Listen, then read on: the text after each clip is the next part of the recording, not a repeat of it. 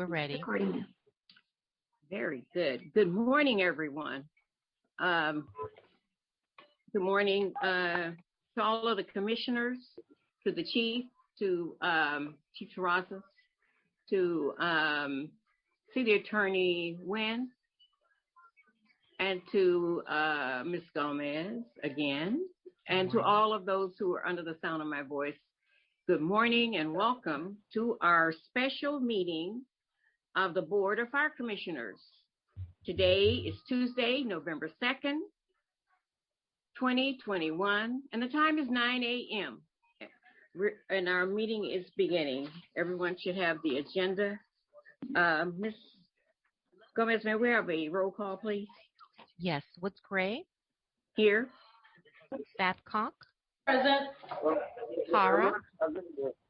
Here. Ibarra? Here. Ninberg? Here. Fire Chief Terrazas? Here. Deputy City Attorney Linda Nguyen? Here. You have a quorum. Thank you very much.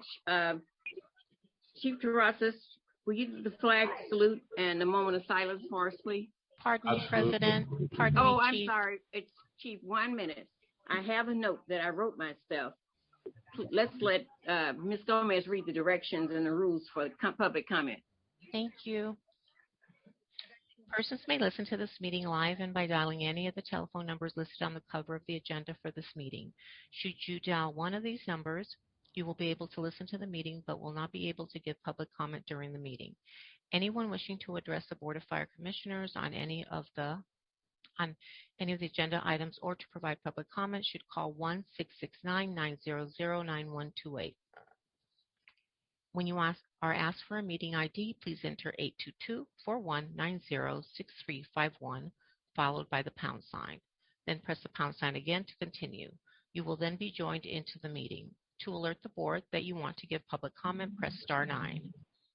You will be called on by the board staff, who may refer to you using the last 3 digits of the phone number you are calling from. When unmuted by staff, press *6 and please state your name. As a general reminder, public comment will be limited to 1 minute per agenda item, up to 2 minutes allowed for agenda items.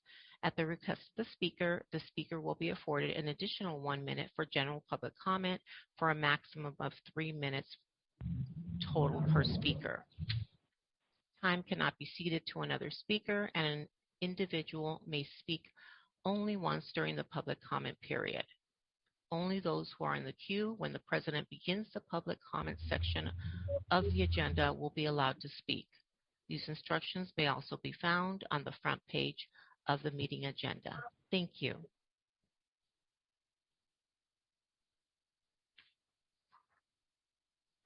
Thank you, Ms. Gomez. Now, Chief, we're down to the flag salute and the moment of silence. Thank you very much. Good morning. Good morning, Commissioner.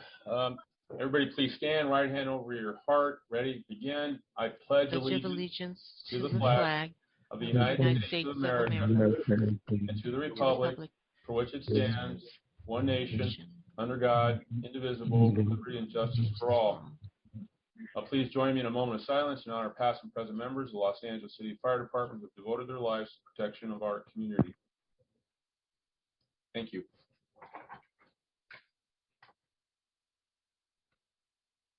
Okay, very good. Thank you, Chief. Okay, the next item on the agenda is Commissioner comments. Are there comments from the Commissioners for today? And good morning, Commissioners.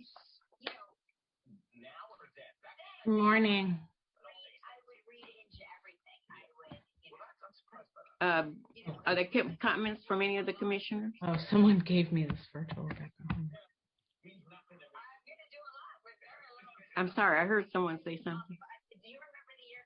Yes, hi. Oh, okay, Commissioner Ninberg, good morning. Hi, Commission President, how are you? I'm fine, how are you? Excellent, good to see you. Good to see you too. Oh, my computer is doing something. Okay. This Zoom is getting, sometimes it's good, sometimes it's not. So Bear with me. Thank you so much. Thank you. I wanted to discuss a couple things and some events that have happened and express my dismay today at today's story in the LA Times. And this is to the chief. You often talk about the importance of due process, and we all expect and respect due process. But what I read this morning seems to be in contradiction to your purported belief of due process. It looks like due process may have some different subjectivity, different standards of accountability, and this is precisely what the Centaurians, the LAWFS, and the Bomberos have been speaking to for ages. Where's the accountability? What are you, so you're fulfilling your goals for your operating principles and core values. Are you doing that? The operating principles are operate through teamwork. You created these, and they're great aspirational goals. Operate to position the department for the future and operate ethically and with integrity. Your core values are service, professionalism, integrity, which means upholding moral and ethical conduct at all times, respect, embracing diversity and recognizing individual worth, innovation, and trust, reliance on the integrity, strength, and ability of our members. So once again, I ask, are you fulfilling your goals for your operating principles and core values? What I see and what I'm hearing from multiple firefighters is that the department is in tatters and morale is at an all-time low. And once again, this illustrates a failure of leadership. And alarmingly, these are the only stories that we know about, the only stories that are being reported. What don't we know? Clearly, we need to reform. We need reform in this department, and we need to start at the top. Thank you. Are there other comments from other commissioners? This is Delia. Somebody's listening to a television, and it's a little bit distracting. The only thing that I want to comment on, because it is a pending investigation, so that means due process isn't complete. It's ongoing. So there is nothing, as far as I'm concerned, there's nothing to say about that. And it's actually really inappropriate for anybody to comment on a pending investigation. But the one thing that I do want to comment on is ever since we've moved on to moving public comment to the front instead of the back, we're having hundreds of, last week we had hundreds of people comment. Almost all of them were not from the city of Los Angeles and told us that they weren't from the city of Los Angeles. So it's not really, we're not getting a whole lot of benefit out of it. We also have a lot of acrimony, a lot of nastiness. And so I want to suggest that we go back to having public commenters at the end so that we have people who are invested in Board of Fire Commissioners and all of our items. We have people who are invested, who have been following us and who can comment on the proceedings and not just who come in and call people names. And also, there's a lot of lies that happened at the last meeting from some of the public commenters. They put out information that was factually inaccurate, and the department and I had to spend some time correcting the record. So that's also, it's a source of defamatory information. It's a source of bad information, and there's no capacity for correcting it. So that's basically what my comment is today. Are there any other public comments from commissioners?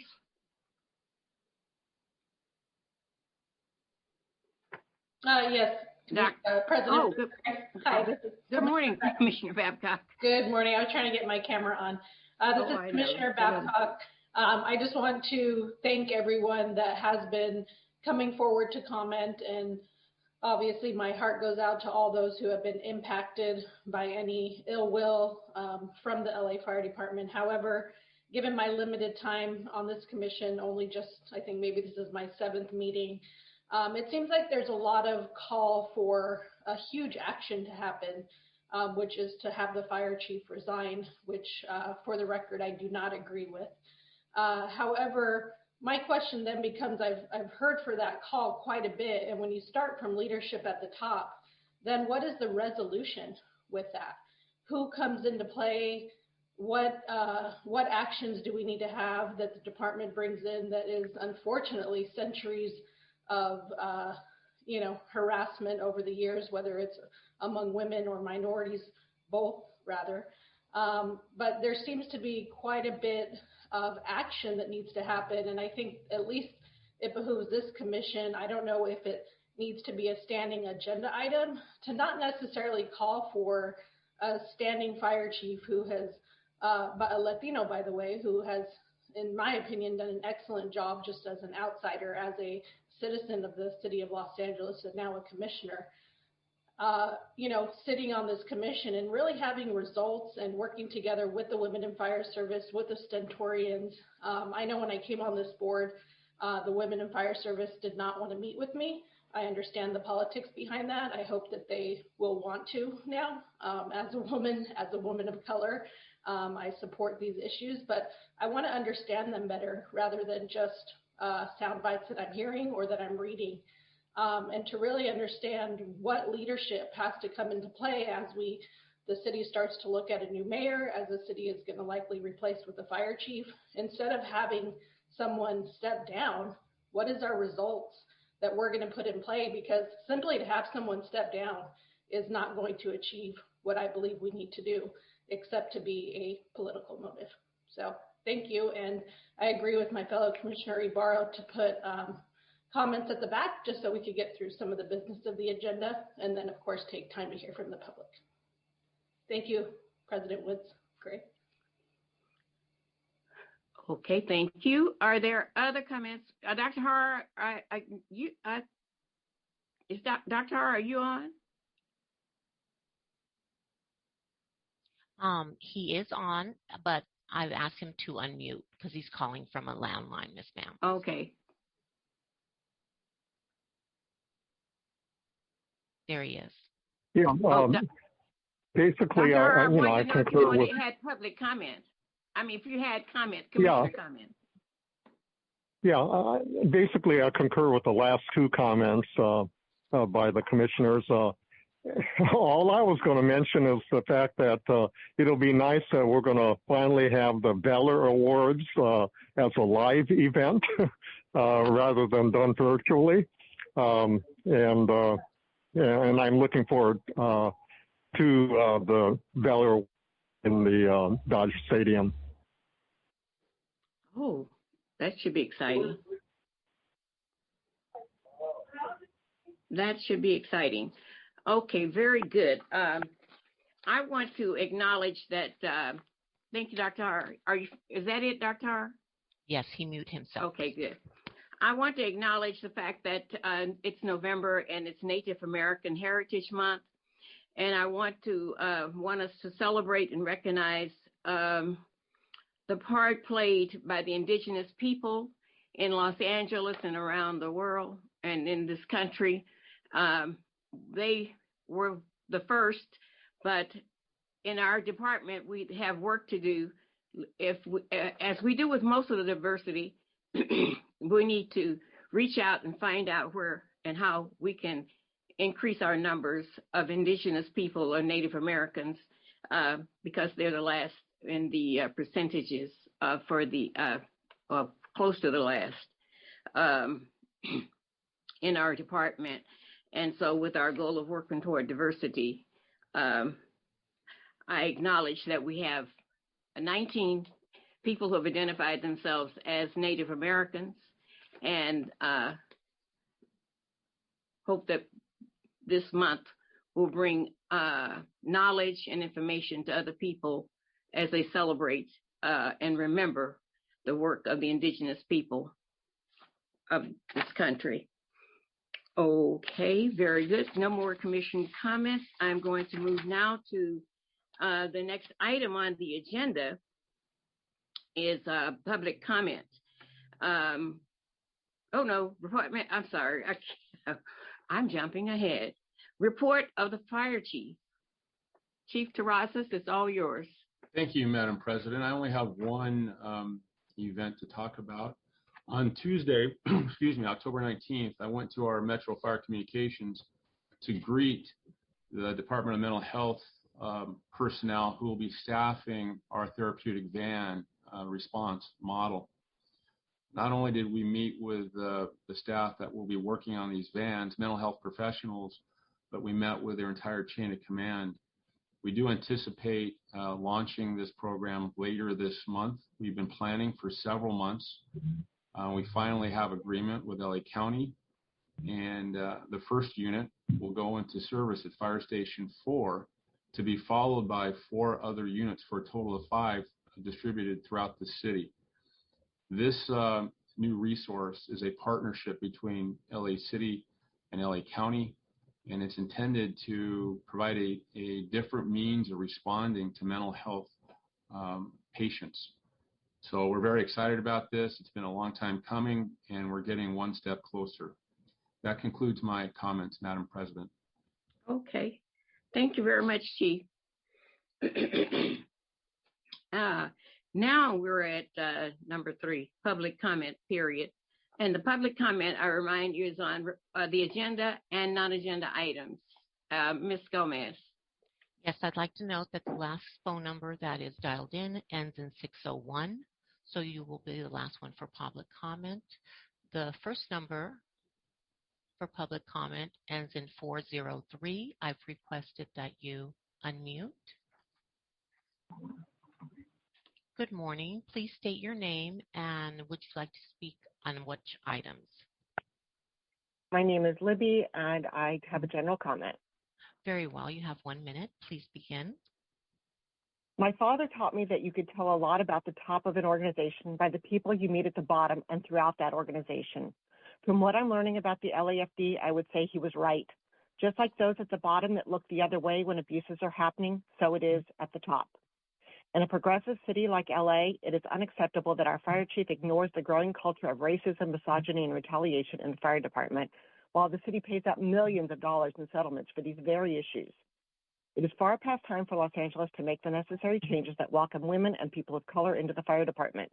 That starts with removing the chief and replacing him with someone that leads by example and creates an inclusive atmosphere, where people who have been harassed on the job can file a complaint without fear of retaliation, where firefighters have confidence that their coworkers have their backs. Like my father said, if there's a good leader at the top, you can see it throughout the organization. Thank you. Thank you for your comments. Number ending at 575, I've requested that you unmute. Yeah, can you hear me? I can. Please state your name and which items would you like to speak on? My name is Michelle. I'm calling from Northridge, California, and that's in Los Angeles. And I would like to speak on all the items, please. You have 3 minutes. Great, thank you. I'm really, really offended by the woman, Ibarra, I think, who was speaking earlier and talking down to everybody. And I was on the call last week, and I'm from here, and I know many of the other people that were on the call, they're also from here. And I think that you had like 15 to 18 people call in. So I don't know where the hundreds is. So putting out disinformation is really unethical, and commenting on investigations that are ongoing is also ridiculous because it's public, it's been reported on, and this is something that concerns the community. We live here, we want accountability, and it sounds to me like you're just, I don't know what your deal is, but you don't seem like a good person, and you're just talking down to people, and you're not letting us say what what we want, and, somebody else mentioned how would we do better in the fire department. I mean, nobody here, I have not heard from anybody except for Commissioner Rebecca Ninberg say anything about the people that have been suffering and have been, retaliated against for saying anything, women and people of color. This has been going on from all the reporting, everything I've been reading. This has been going on for a long time. And you don't even recognize that and say anything, which tells me a lot about you. And I don't like what I'm seeing. So I do call for the fire chief to resign. And the way that we can fix the problem is by holding people accountable. This is not hard. So I need you to do your job and respect what the public wants, who actually live here. We all live here. So to say that there's hundreds of people that don't live here is blatant disinformation, and someone should hold you accountable. That's how we fix it. This is BS. Thank you. Have a good day, everybody. Bye. Thank you for your comments.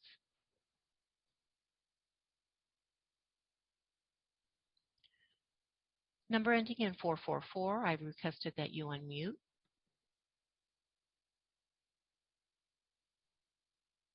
Hi. Hello, good Can morning. You hear me? Yes, please Hey, state your good name morning. and the agenda item or items you'll be speaking to. My name is Jessica Craven, and I will be speaking on all items. 3 minutes. Okay, thank you so much. First of all, I am a resident of Los Angeles, and I've been at a couple of these meetings, and I don't recall hearing really very many people at all saying that they don't live in LA. So my feelings were a little hurt by hearing the whole lot of us who made comment last week discounted as like interlopers. If there's a fire at my house, it's LA Fire Department will show up, and I'm about as affected as it gets, and everybody I know is, horrified and concerned by this story. Los Angeles residents, voters, taxpayers.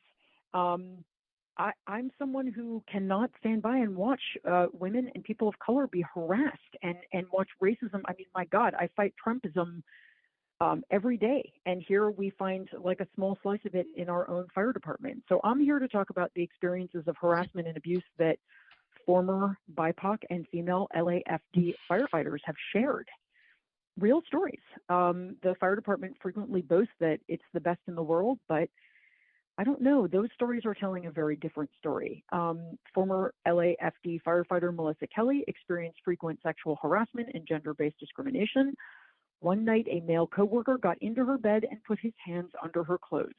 Right? Former firefighter Brenda Lee, a Black gay woman, experienced racist abuse and sexual harassment on the job as well. Her mouthwash was filled with urine. Her locker was burglarized. Her male coworkers made racist comments to her, comparing her to feces. And all of this is getting swept under the rug by a culture of toxicity that stems from a failure of leadership. Sorry, but it's true. If I were the leader and this were going on, I would resign. I would be horrified. We have a lack of accountability that is really glaring, and that's why simply hiring more BIPOC and women isn't enough. If the culture of misogyny and racism is allowed to stand, we risk putting more people in dangerous employment situations. So the culture of misogyny and racism runs rampant in not just LA, but many fire departments, but we live in Los Angeles. So we are calling to say that we want better, and we know that there are so many decent firefighters who probably want better as well. This has no place in public safety, and I am saying as a Los Angeles resident that we demand better for the people who protect us. Thank you very much. Thank you for your comments. Caller ending in 108. I've requested to unmute. And I just want to remind the callers that there is 1 minute for general public comment, and the 2 other minutes would be for specific agenda items. Caller ending in 108, please state your name and the agenda item or items you will be speaking to. General public comment. You have 1 minute. Please begin. Good morning, Commissioner Woods-Gray, President Woods-Gray, Commissioner Hart, Fire Commissioners, Chief Terrazas, Command Staff. My name is Chris Larson. I'm President of Los Angeles Women in the Fire Service. After listening to last week's meeting and having time to reflect, I realized something in Commissioner Ibarra's comments that was a little bit reiterated today. And that is, there seems to be a loss of compassion for the members that have bravely stepped forward to address issues within this organization. It's sad that we do not value our members because the members are the most important aspect of this fire department. I told the fire chief, and I'll tell you, Commissioner Ibarra, what I told him. We can have as many shiny toys as we want, boats, helicopters, robotic firefighters, electric fire engines. But if we do not value and treat the members, sworn and civilian, with true compassion and humility, it doesn't matter how many fire engines we have. The human capital that is part of this fire department is the most important part. And to not acknowledge that members of this department are hurting at this particular time is gravely insensitive and devalues everything that we stand for. We can't call ourselves the best firefighters. Thank you. Thank you. Caller ending in 601, I've requested that you unmute. Please state your name and the agenda item or items that you'll be speaking to. Good morning, Commissioners. I will be speaking on all items available. My name is Nilsa Serrano. I am here as the president of the largest Latino Democratic Club in the county, the founder of Latino Heritage Foundation, which has over 150,000 members, a lifetime feminist, a fighter of racial justice and DEI. I am calling today to support another recognized leader, Fire Chief Ralph Terrazas. Let me be clear. Allegations of abuse, especially abuse against women, must be thoroughly investigated and reports must be brought to light. Those claims need to be made official to the city so that the investigation can take place. Comprehensive investigations will allow the department to grow, to right its wrongs, and to prevent future abuse. However, many of us have watched in disbelief as some members of this commission have worked overtime to paint Latino Chief Terrazas as a source of all that is wrong in the department. It has been referred, and he has been referred by some as a Proud Boy sympathizer, merely because he once took a photo with a person who once took a photo with another person who claimed to be a Proud Boy. Any insinuation that he is a Proud Boy sympathizer and or tolerates hate is not based in fact. It is pure fiction. It's a big lie and downright Trumpian. You scorched earth tactics serve no one and shine a huge light on the privilege. Let's make it perfectly clear that our community is watching the actions of this commission. Your aggressive campaign to smear the reputation and career of a widely respected Latino fire chief is unacceptable. You must do better. Thank you for your time. Thank you. That was your last public comment, President Woods-Gray. Thank you, Ms. Gomez. Okay. And thank you to all the public comment people. I value public comment. Number 4 on the agenda is the reaffirming the need for a virtual meeting. We need a motion to do that. We have to do this every month according to the legislation, AB 361. So is there a motion? Is there any discussion about the issue of a need to remain in a virtual state status? Yes, this is Commissioner Babcock. I just want to maybe have a discussion among the 5 commissioners regarding the potential of returning in person and to see what the pulse is there and potentially make a motion to come in person. Yeah, this is Commissioner Ibarra. As Dr. Hara stated, we are going back to some live events in the department finally. I think most of us are vaccinated. And as a further encouragement to get people to get vaccinated, I think that, and to get boosters if you're eligible, I would like to go back in person. I think that we're at a stage where we have significant, science and also the metrics are going in the right direction when it comes to COVID. So that's what I would suggest. As long as we ensure that the only people who can come in to our conference room are vaccinated as well. Well, personally, I don't think. Can you hear me? Hello? Oh, yes. Hi, I just wanted to just provide some information for the commissioners. Okay. Currently, the city has a vaccine mandate for its employees and for members of the public entering city facilities. The mandate for members of the public to be vaccinated to enter city facilities goes into effect on November 8th, and but that mandate does not apply to city employees. That only applies to members of the public who want to enter city facilities. For city employees, the vaccine mandate deadline is December 18th. And even at that deadline, when that deadline occurs, it's not clear if we have not gotten the guidance yet about whether employees who are not vaccinated may work at these meetings yet. So I just wanted to provide that information for the commissioners so that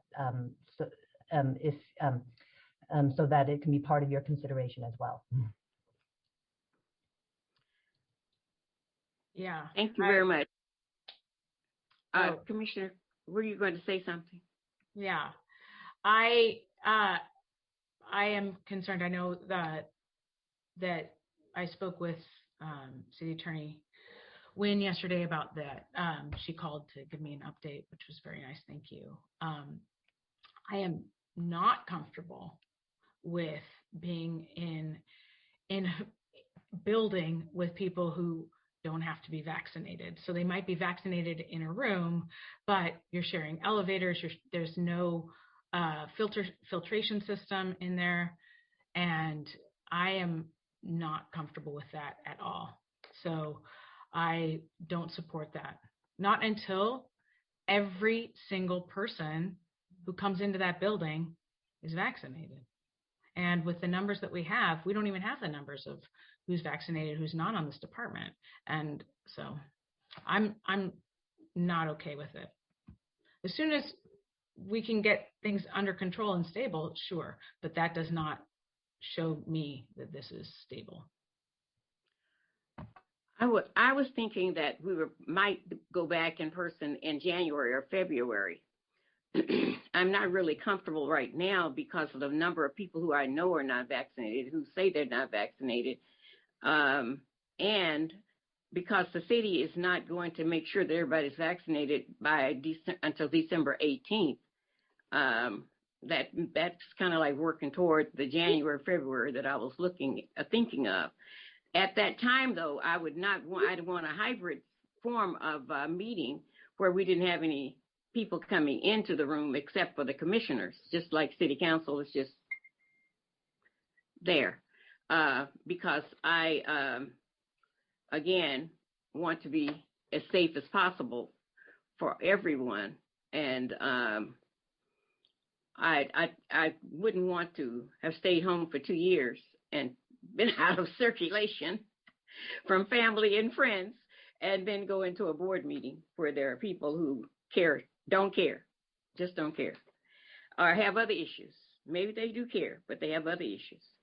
So I would actually not like to, at this time, vote to remove the virtual meetings, but look forward to it in the near future.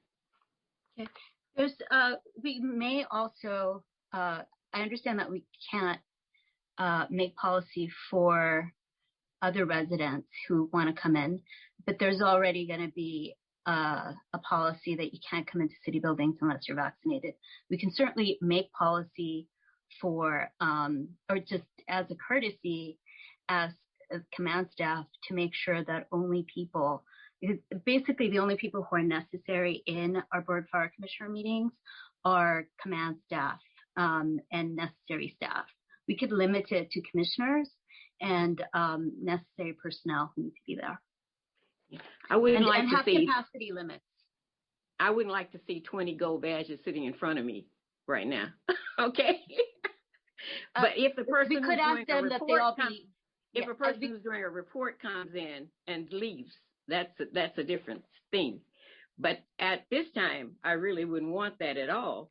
And we could also ask that only vaccinated command staff be available for us. Oh, when that time comes, that's exactly what I would be asking for.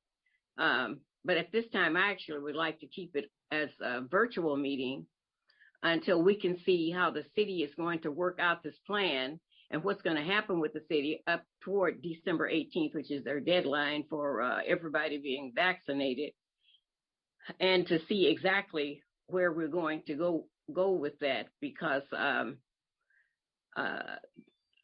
I think there are a lot of implications for waiting to see what happens at or around December 18th. So really quickly, I think that, at December 18th, as the mandate's written right now, it says it goes to a board of rights. And there's just not a lot of language around what that means. So I think I'm with you, Commissioner Woods-Gray, that we just don't know. We don't know what's going to be negotiated, how it's going to be negotiated, and what happens in one room. We know, like, you're still sharing elevators, you're still sharing common, space. If the whole building should be should be like Council Wynn mentioned, that, when you come in, it should be, you have to be vaccinated to enter a public facility. But right now, if you're a firefighter, you don't have to be vaccinated, correct?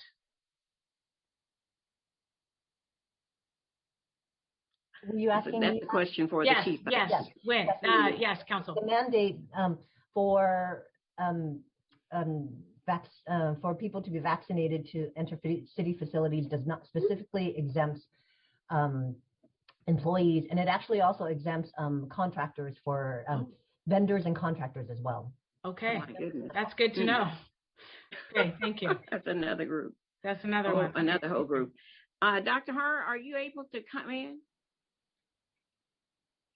Ms. Gomez, can you unmute Dr. Har for comment? Let me find him. We have 49 people here. Oh. There he is, the last one. I've requested to unmute Dr. Hara.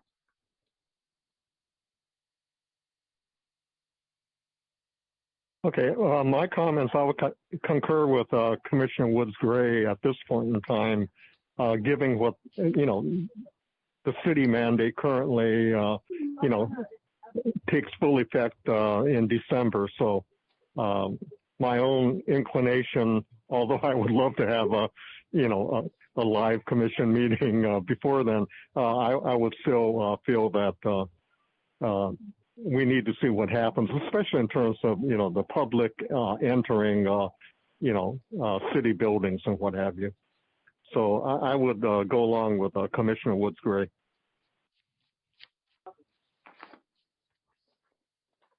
Are there any other comments before would someone make a motion that we continue the virtual meeting? Make a motion that we continue the virtual meetings on 4A. Okay, very good. Thank you. Let's see. I know that well, someone the city attorney had given us a specific motion that we really needed to read, so I'll just reread the motion that she made. It was not seconded. The motion has not been seconded. We need a second. Thank you. Is there a second? I'll second. Thank you, Dr. So the motion I move that the board determine in accordance with AB 361 that this legislative body has reconsidered the circumstances of the state of emergency and that the state of emergency continues to present imminent risk to the health safety of attendees and continues to directly impact the ability of the board members to meet safely in person. That's the motion that and it was seconded. So, Ms. Gomez, can you do a roll call, please? Real quick, President Woods-Gray, I'm sorry, this is Commissioner Babcock. Just to be clear, City Attorney will readdress this again on our first January. Every month. The December meeting? Okay. Yes, this determination is only... No, it's November, December, right? Oh my God, we're moving so fast. It is December, yes, the next December, at the December 1st meeting, the first Tuesday in December. Okay, thank you. We have to address it. Thank you. Thank you. Ms. Gomez? Woods-Gray? Aye. Babcock? I'll vote yes for this month. Hara? Aye. Ibarra? No. Ninberg? Yes. Motion carries. Okay, thank you very much, commissioners. I think that's a good. Let's move on to item 5, consent agenda items. Is there a motion to approve the consent agenda items, or are there questions on any of the items? Motion to approve consent items. Is there a second? Second. So it's been moved and seconded to approve consent agenda items A, B, C, D, E. Okay. Ms. Gomez, could you do a roll call, please? Woods-Gray? Aye. Babcock? Yes. Hara? Aye. Ibarra? Aye. Ninberg? Yes. Motion carries. Thank you very much. Now we'll move to item 6, the regular agenda items, and A, the Public Service University Center's report. Madam President, that'll be me, Steve Hitzong. I'm the Assistant Chief of Training Division, and I'll be presenting today actually 2 reports. The first one here is on the Public Service University Center and the LAFD Training Institute. Welcome, Chief. Thank you. This report is actually a follow-up written report from a verbal report from approximately 2 months ago. And I will address, there were a couple of questions that were presented during that verbal report that I'll address here in the written report. But to recap it a little bit, the Public Service University Center and the LAFD Training Institute are both in alignment with presenting our members for the purposes of providing task and rank specific training, skills, and abilities. In early 2018, the LAFD implemented the Public Service University Center and the LAFD Training Institute in support of the LAFD strategic plan, goal number 5, to increase the opportunities of personal growth and professional development, as well as the strategic number 2, which is developing specialty and skill-specific training and opportunities for personal and professional growth and development of the fire officer operational development training. These efforts between the 2 pathways allow the members to develop a personal and professional development to help holistically through formal education as well as rank-specific knowledge, skills, and abilities. These are based off of job performance requirements off of the National Fire Protection Association in 1001, Standards of Firefighter Professional Qualifications. If you look on page 2, it provides kind of a pathway there that kind of shows how it works in alignment. So on the left side there, that has the education. On the right side, it shows the training. And both of those collaboratively work together in rank-specific training on the formal education and development as well as rank-specific. So they both kind of work together. To dive a little deeper into the Public Service University, it was established, but for clarification, it is not a physical location with staffing. It's actually comprised of several LAFD members, sworn and civilian, that surveyed memberships and collected data to implement a web-based site on the LAFD portal that provides information and guidance to members seeking their professional educational goals. The Public Service University was developed in relationship with numerous colleges and universities, but we have a direct relationship with 3 of those colleges, which are the East Los Angeles College, which is for your associate's degree. We've been in partnership with East Los Angeles College for quite some time. The Lafd University for your undergraduate in organizational leadership, and USC through executive mastership in leadership. And through these partnerships, we've really been able to expand our abilities to reach out to more members. And with that, with the East Los Angeles College, for example, we have partnered with them. So in our fire academy, in our current fire academy, a member that does not have a degree can get up to 19.5 units that goes towards an AS degree in fire science. Because we're able to do that, that also means that anybody coming in with the military can also get their GI Bill because they're actually able to obtain education. And those educational units are paid for by the LAFD members themselves, LAFD themselves. It's no cost to the actual recruits to get that towards their associate's degree. One of the questions that was asked during the verbal report was the recruit educational profile from class 13-1 all the way through, at that time, 20-1. And you can kind of see by the chart that from the associate's degrees and masters and everything, it actually comes up to 65% of the recruits coming in have some form of education as a degree. And there's 25% that come in as a paramedic. And then you can see the military and college athletes that come in. So that's based off of 900 recruits that have graduated. That's the profile for the recruits coming into the academy. Since 2018, we've provided several educational fairs, inviting numerous colleges and universities here to Frank Hotchkiss Memorial Training Center. These fairs have been extremely successful and provided over 120 sworn and civilian members opportunities to meet colleges and universities to discuss what their pathway is best for them as an individual. Unfortunately, due to COVID, we've had to stop all the in-person, but we still, through the LAFD portal, we provide numerous opportunities to our membership to let them know of what types of programs are available through the universities and colleges that are around us. What I've done is provided just a snapshot of what that our LAFD portal looks like. So a member can go to this spot here on the portal and actually click on whatever degree they're looking at, and it will refer them to numerous colleges that we've partnered with that could be specific towards their educational goal and what they're looking at, all the way through the doctoral. And the NFA is the National Fire Academy, which is back east, that is specific towards the executive leadership programs as well as fire officer programs.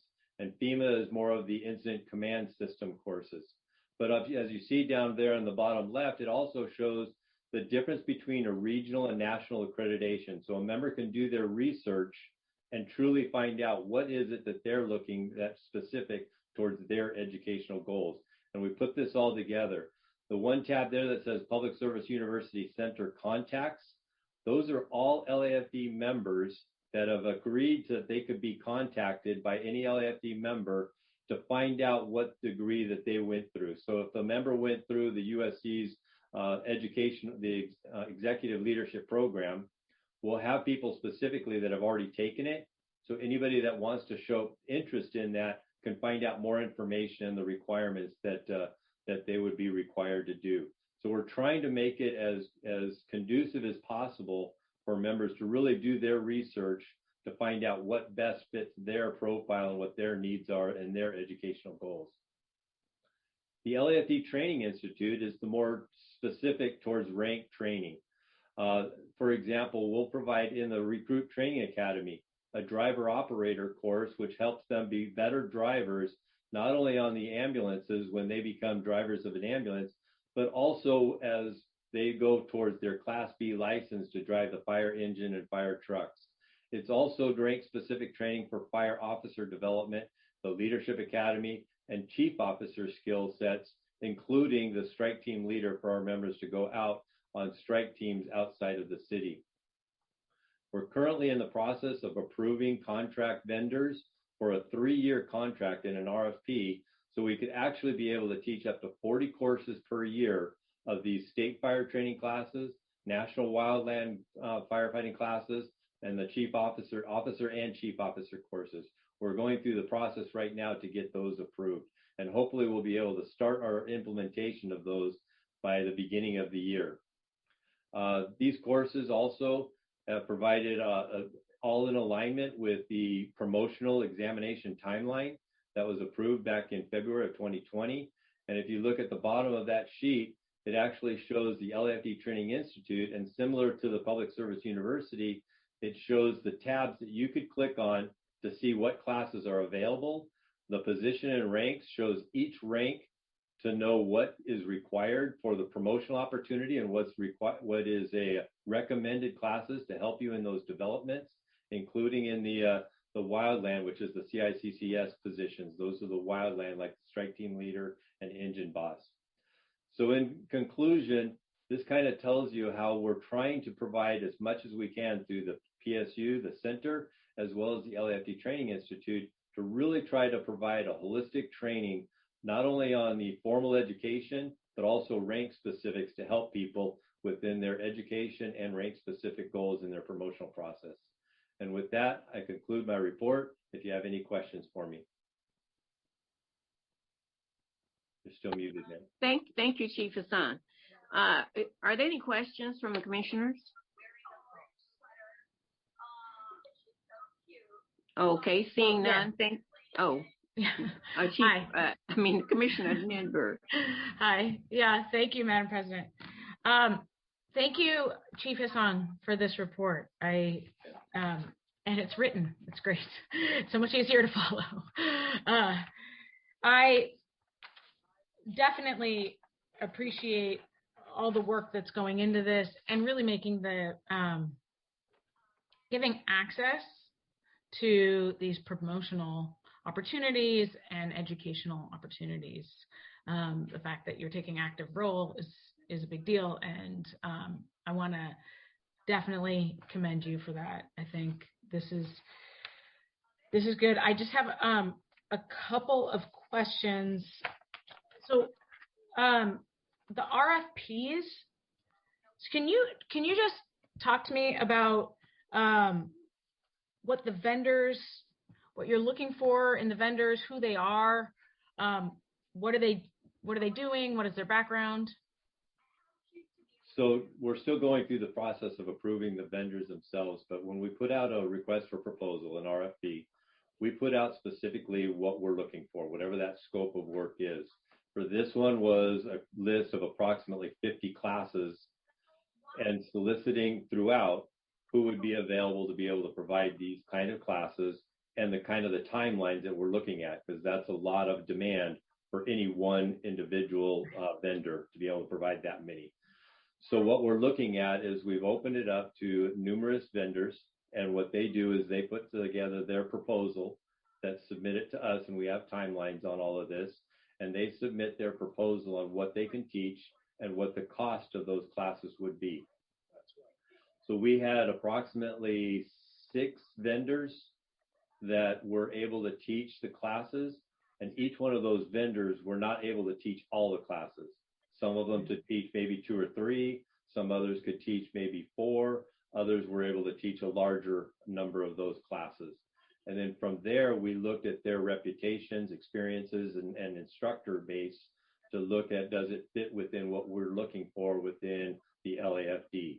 And then we look at the price comparisons as well to make sure they're within the standard of what the cost is of those classes that could be provided throughout the regional area and stuff.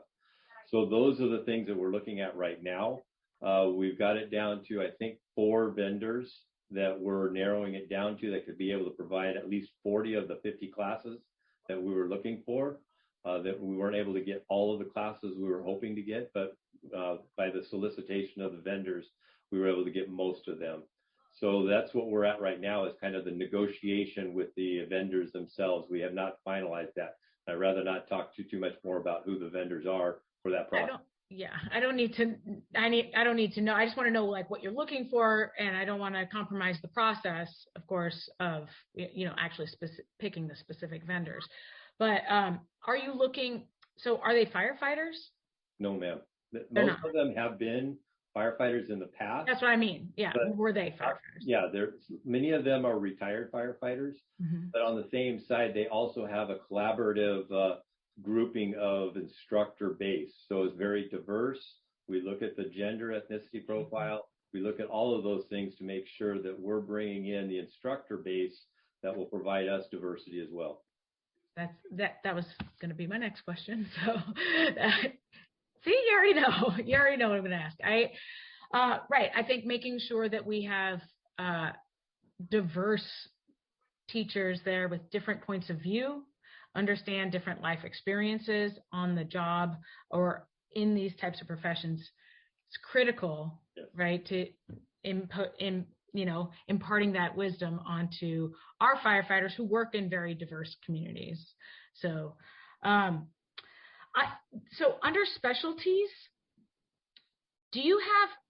So I was looking at our diversity report, and we don't have any women pilots, like helicopter pilots or mates. I don't think we have any African American mates. Do we have, I don't know, divers? Are we training for those specialties, like helicopter pilots, divers? I mean, because it's expensive, to do that on your own. So I don't know, what is the process for those to getting into those kind of really cool specific specialties? So a short answer for that is that's not really under my privy, under the training division, as far as what we push for those trainings, but we help support. For example, the Air Ops or the Marine division will help support them and stuff, but we don't necessarily recruit elements of that. That's what we're hoping to try to get to. In the last couple of years, it's really been tough to do any kind of recruitment and training courses throughout the last couple of years, but that's the whole purpose of the LAFD Training Institute and the Public Service University, is that if you click on a rank specific or those specialties, and it'll pull up a helicopter pilot and or a pilot for the Marine, it shows all of the specific requirements that an individual that just gets off probation could look at and say, okay, that's the career path I would like to go. And that was the whole purpose of the LAFD Training Institute specifically, was to provide roadmaps for everybody, that they could know exactly what could be needed for their requirements to go in that career path, and not have to go be assigned to a boathouse just to get that training. At least that way, at least they know what those kind of requirements, and a lot of those were not kind of openly published before. And that's the goal of the LAFD Training Institute, is to ensure that somebody that as soon as they get off probation, they can kind of work towards their career path and let them know exactly what it would take to become whatever they want to do. Excellent. Yes, I know. I remember that the strategic plan that we worked on 4 years ago also had that in there, and it's great to see that it's actually coming into fruition. So you do plan to yes, ma'am. Do that. And are you targeting? So you're targeting diverse candidates as teachers. Are you targeting diverse members to, like Brenda Shockley? Do you remember Deputy Mayor Shockley who came? She talked about making sure that we have diversity at every rank, and the importance of making sure that we have diversity at every rank. What are the plans to do that, or are you doing that already? We're trying to do it as much as we possibly can, ma'am. Like I say, it's difficult right now during these times, especially because even just the classes, just putting on classes is a challenge right now. But with that being said, in our next budget, one of the requests that we were looking for is to have the Human Resource Bureau. And those are the types of goals that we're really hoping to help implement plans and processes to help us ensure we're bringing up diversity throughout the ranks as well as the specialties. Okay, excellent. I mean, I know it takes time. This is a big old department, and it takes time. So, but I appreciate that. That's it for my questions. Thank you. Thank you. The commissioners have questions or comments? Oh, seeing none, is there a motion to approve? Thank you, Chief Hassan, for the very thorough report. And we're going to move to the motion to approve your report. To receive and file, is there a motion to receive and file this report? Motion to receive and file the Department on Public Service University Center and Lafd Training Institute report. To receive and file. Second the motion. Okay, thank you very much. So, Ms. Gomez, will roll call, please. Woods Gray, Yes. Babcock, Yes. Hara, Aye. Ibarra, Yes. Ninberg. Yes. Motion carries. Thank you. Now moving to item B, BFC 21-1021. Commissioner, that will be myself again. Okay, Chief Hassan. Steve Hassong, Assistant Chief with the Training Division. The Los Angeles Fire Department was requested to put together a report on anticipated vacancies. So I will be presenting this report, and it's a collaborative effort on many of the different departments within the LAFD that put together different types of vacancy type reports that have been provided to the commissioner. This report, I want to try to make one thing very, very clear, though. This is based off of the deferred retirement option plans and what is predicted vacancies. So this report will not have anything to do with vacancies that may occur because of the vaccine mandates or anything else. This is solely off of predicted vacancies off of retirements, and what we're going to be doing about it. So I just want to kind of point that out for clarity. So if there's any questions, it's really about predicted vacancies. So this report here, again, the Training Division and the Training Support Bureau collaboratively have developed a plan to develop, train, and sustain the next generation of firefighters and leaders in the fire service. These efforts in the professional growth and development, similar as the PSU and the LAFD Training Institute, have really been geared towards preparing the LAFD for the large number of attrition that's going to happen in 23-24. So with that, I've attached 7 different attachments that are reports that are presented to the Board of Fire Commission, but I presented them all in one, recognizing this was a large report by doing it that way.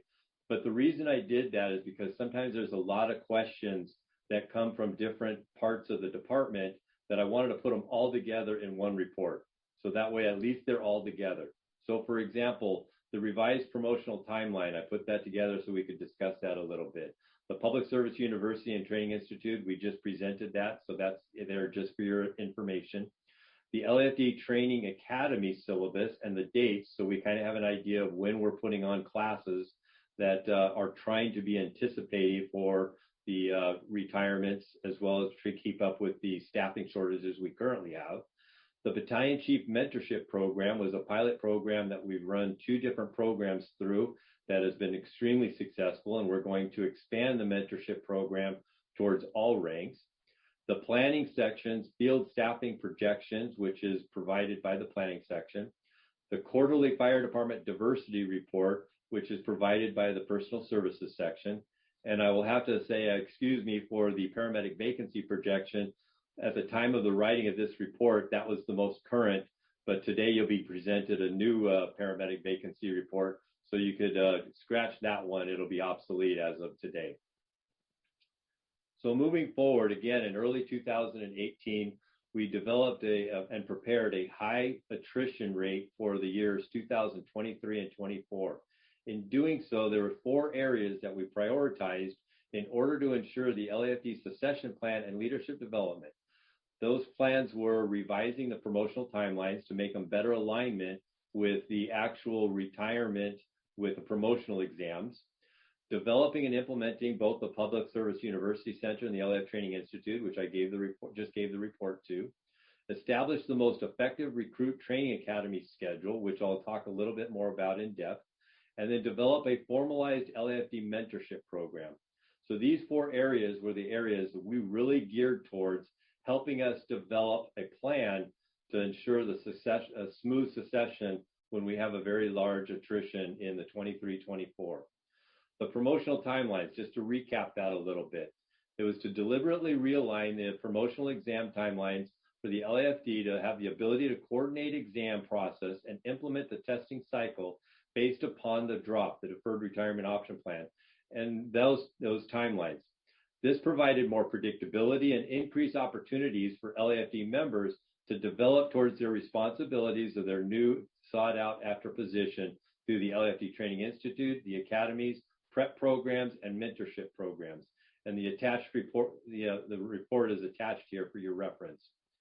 The Public Service University and LAFD Training Institute, I just went over that, so I won't go too much over that. But again, that was a more holistic view to try to make sure an individual had the educational opportunities as well as the task-specific opportunities for those ranks that they were going towards in their promotional opportunities.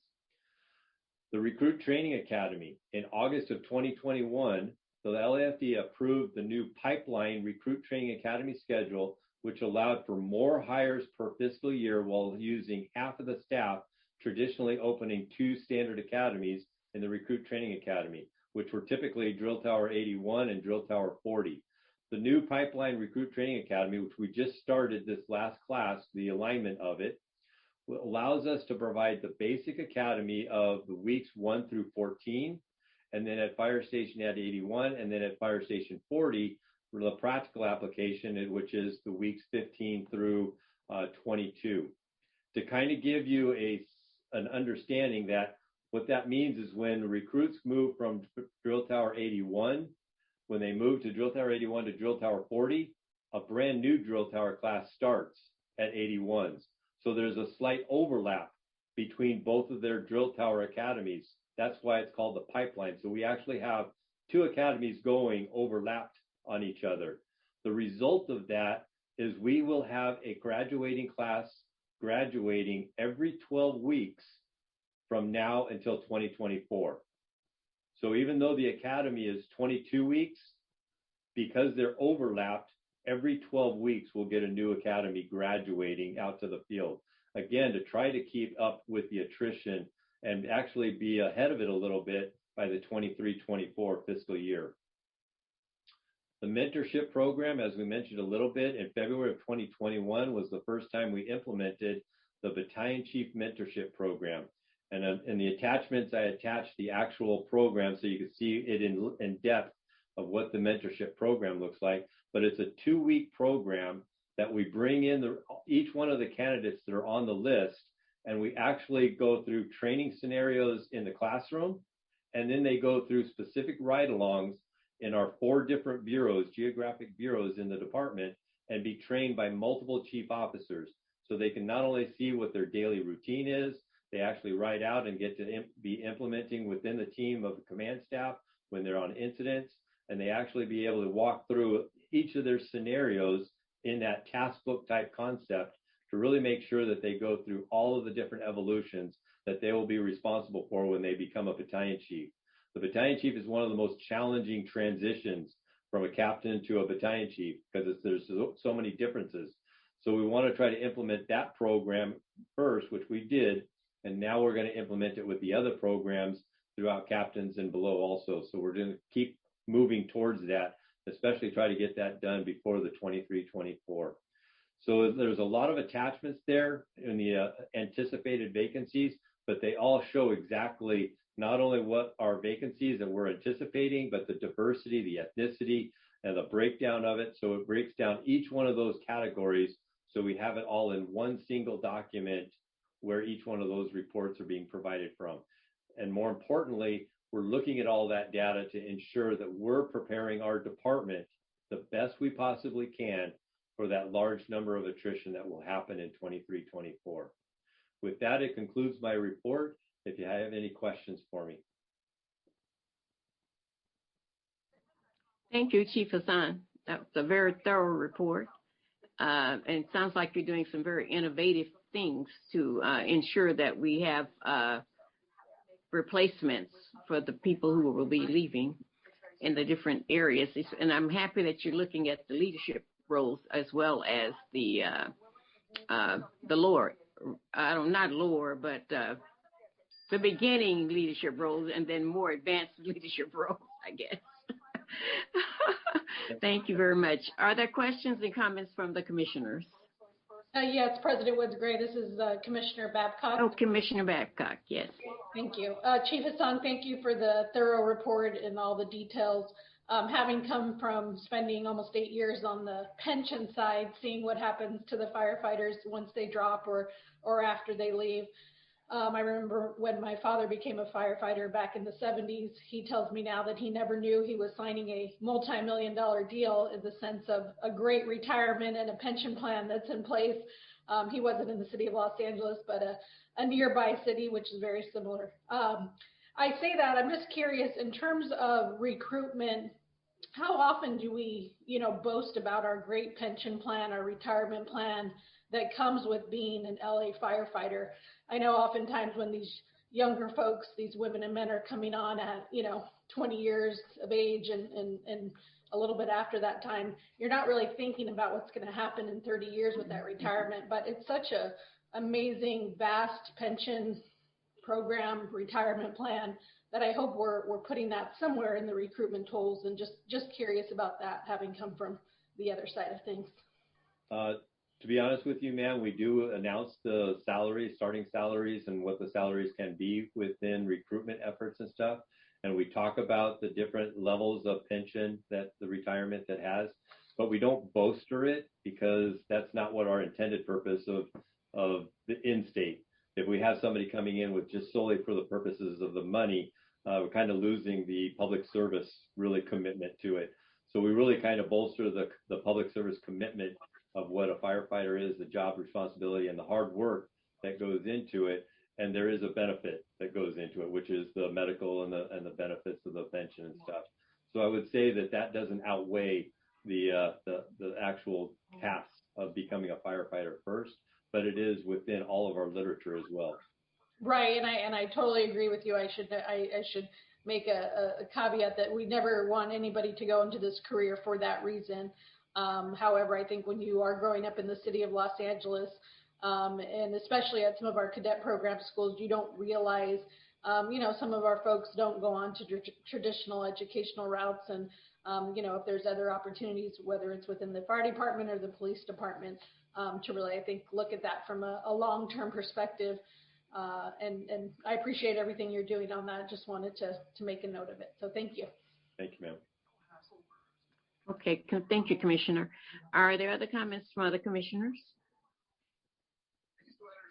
Comments or questions? Commissioner Berg, I see your screen light up. I assume that means that you're ready to speak. Yes, thank you, Madam President. Thank you, Chief Hassan, again. I didn't know about the what was it? The whatchamacallit? The training academy pipeline. Oh, when did that went into effect in August? That was when we originally proposed it, and we had the class that just started here in October is the first one that will actually be overlapping, which is the first one that is overlapping the class that's 15 weeks into it. And so they're right now overlapping right now as we speak. And what, like, instead of doing you need specific staff. I'm just thinking, like, how many people are you graduating in this process compared to the old process? Like per year, Again, it all depends on how many recruits you start with. And make it through the class. This last class, we were only able to start with 45 people, but our intended target is to always have each class start at 60 people, so we can get the 80% attrition, which is right around the 52 or so people to graduate. But by doing this pipeline program, we're actually able to save half of the staff. So when they go from Drill Tower 81 over to Drill Tower 40, only half the staff goes over to 40s because they're doing the practical application part. So it's more of the scenario-based training. So we don't need as high of a span of control staff ratio over there at Drill Tower 40. Yeah. But at Drill Tower 81, we're starting a new class back up. So therefore, they're learning all the basics. So we need a higher level of staff to teach not only the recruits, but also the testing that goes along with it. But by doing that, instead of having the easiest way for me to explain it is Drill Tower 81 and Drill Tower 41 are two different sizes of academies that you can start with. Drill Tower 81 is a very large classroom. So I can start with 65 recruits over there. And then with the 80% attrition, we're down to about the 50 to 52 people in the practical application. At Drill Tower 40, it's a smaller facility. Mm-hmm. So I can't start as many people as with a brand new drill tower class over there. I can only start with about 50 people over there. So with a 80% attrition with starting a brand new class at 40s, I will be down to almost like 40, 42 people or so from a new class at Drill Tower 40. But if I start everybody at 81s, and then I'm down to about the 52 people at week 14, and then I move those 52 people over to 40s, I don't lose very many people, as we presented in the practical application board report. We don't lose very many people in the practical application. So we'll be able to graduate more people out of 40s, moving their class, the second half of the class, over to 40s and maintaining that 52 than if I started a brand new class at Drill Tower 40. Right. Right. You start with this. So I'm able to actually graduate more people through this pipeline than if I actually started two brand new drill tower classes, both of being different sizes. So we're actually increasing almost 40 to 45 people per year by doing it this way. Yeah, that's really what I'm looking at is, you know, what percent increase. And I mean, it seems smart, logical. So that's great. When I was reading that, I was like, oh, when did that happen? There were a lot of different reports. Those diversity reports are very difficult to read when they're in 4 font number. It's hard. I don't have a. The intended purpose was to really let you know that those are board reports. And if you wanted to pull them up electronically, obviously, you know where they are. I know. A little bit more. But it becomes a lot of questions sometimes, like, well, what about this or what about that?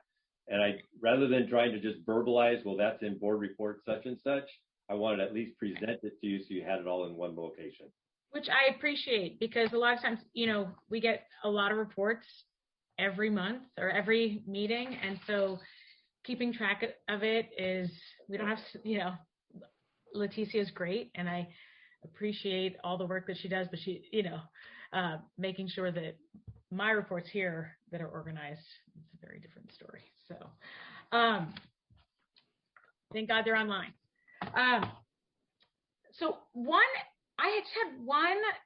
so the Battalion Chief Mentorship Pilot Program, that started when? February of 2021. February. Do you have all 4 bureaus? Are you doing the EMS bureau? No, we're not doing an EMS bureau, but we have them come in and do a lecture. During one of the days, they come in and do a lecture. But EMS was within each of the bureaus. So 2 days within the mentorship program, we have them do administrative bureau. So we talk to them specifically about what a battalion chief's responsibility will be on administrative assignments. Mm-hmm. And we also have the EMS bureau come in and talk about the EMS bureau's responsibility and how they, as a battalion chief, will be responsible of navigating their battalion, as well as the roles of what they could have if they're an EMS bureau commander. Right. So So we don't do specific ride-alongs on an administrative assignment. They're ride-alongs are within the field assignments. Right. I just want to make sure that, because I just didn't see it here. I saw admin ops, EOps, fire chief, bureau commanders. I just didn't see anything on EMS in here. I'll review the task book, but we do have a day where they come out. I think just because what % of our calls are medical? Yes, ma'am. Like 90%. Right, right. So just looking at this, I think that it would be great if we could just put a lot of focus, a little bit more focus on medical, just because it's really critical for what we're doing. And I appreciate, you know, the low frequency, high risk fires, but our day-to-day is definitely medical. So I think making sure that we have that properly represented here would be really important. Yes, ma'am. And I think this was a lot. This was a lot to digest. It might take a minute again. So I just want to say thanks for putting this together. Thanks for being innovative about, you know, at least increasing the numbers of people coming through. I had some questions about the paramedic vacancies, although I thought I had asked for vacancies in relation to the vaccine mandate as well. I have to go back and find out what that was, because I'm really interested in what is estimated as far as what's going to happen. I know New York implemented their vaccine mandates I think it was Monday. So it'd be really interesting to see what we expect and how many people. I think you did request that, and it's coming at a later meeting. Okay. Do you know when? I'm not sure which meeting it'll be. It might be the next one or the next. It might be the next one. I'm not really sure, but I know it's coming at another meeting. Oh, here's Chief Everett. Oh, Chief Everett, you had I don't see your hand, but someone has to tell me. Okay, Chief Everett. Good morning, commissioners. Commissioner Nimberg did make that request. We are developing that report. However, we've been advised that we need to be very cautious about what exactly we're presenting as our staffing plan. So we'll look and see what we are able to report back on in that endeavor. What does that mean? If you could just elaborate on that, sorry. So there's currently litigation against the city, and what we report about our staffing model and plans moving forward relative to what your request was may impact the litigation that's going on. So we've been advised to be very cautious about what exactly we're presenting on that topic. Okay. Okay. And and cautious means? Well, I'll have to figure out with the city attorney's office what exactly is permissible to provide in a public forum. That would be good. I think it's just important, you know, certainly as members of the commission, as citizens of, you know, residents of Los Angeles, that we really kind of understand, you know, that there is a plan going forward, that I know that there's been a lot of concern. Right. I know that people, even our members, I'm hearing from our members, there's a lot of, we're shutting down companies. There's a staffing shortage. People are force hired. Yes, ma'am. So I can assure the board and the public that the department does have a plan and continues to work through additional plans as we move forward. And so there are plans. Okay. And Chief, I understand that there's sometimes this is a very touchy situation whereby you cannot let the right hand know what the left hand is doing, because there are things that happen in these particular situations. And some of us have been through situations similar, and we know how we we perform when we get the plan for the other side. But back to our agenda item. Are there, Commissioner Lindbergh, were you finished with the agenda item? Oh, just one more thing I want to. It's the regular existing staffing shortage. Yeah. That in your diversity report that was in the Los Angeles Fire Department anticipated vacancies, I saw that just in the font 4 that inspectors. So my concern again is making sure that we're backfilling. So I'm really glad that you're having, these training academies. But like I said, like reaching out to diverse candidates, I saw that currently we only have 2% female captain ones and 0.8% female captain twos. And as far as 0 AOs, we don't have any female AOs. African Americans, we have 2% apparatus operators and 4% engineers. But interestingly enough, we have, of the inspectors, it's 36% and 34 for inspector ones and 34% inspector twos. So I think that's something that as your academy moves forward, as anticipated vacancies move forward, that we're pulling, and encouraging members to, and finding out exactly what's going on and how can we diversify and make sure, once again, that we have diversity at all ranks. So I think it's really key. And I appreciate that you had the data here. This is great. And I look forward to seeing this again. Thank you so much. It was a lot of work. Thank you. Thank you, ma'am. Commissioner Ybarra, I see your picture. Does that mean you wish to speak? Oh, yeah. Just thank you so much for the report. Clearly a lot to think about and a lot of interesting, developments probably in the upcoming years and few months. I know, however, that the department has faced a lot of challenges with staffing, going back 10, 12 years. So, I take some, even though we've been talking about this for a dozen years, how short-staffed this department has become.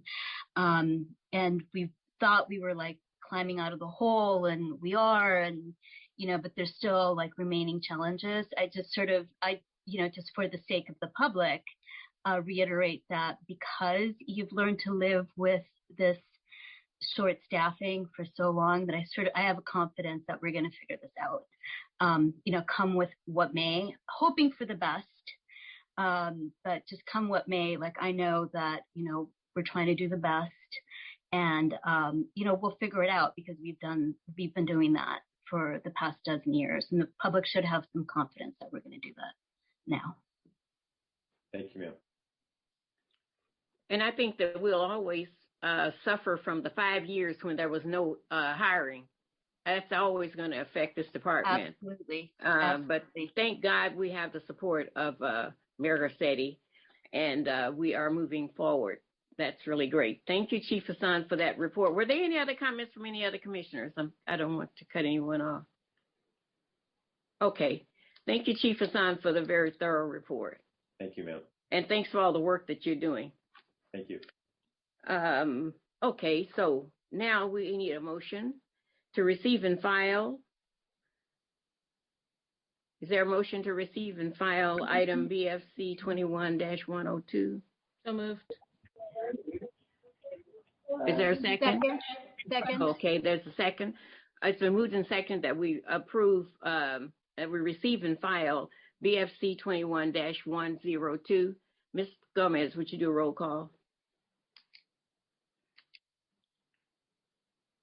Ms. Gomez? Pardon me. Oh. Woods Gray? Aye. Babcock? Yes. Hara?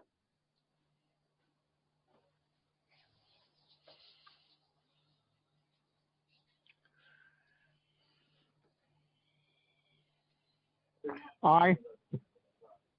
Thank you. Ibarra? Aye. And Ninberg? Yes. Motion carries. Thank you very much. Okay, we're moving to item C, BFC 21103. And Chief Everett, is that you? Okay, thank you very much. And good morning to you.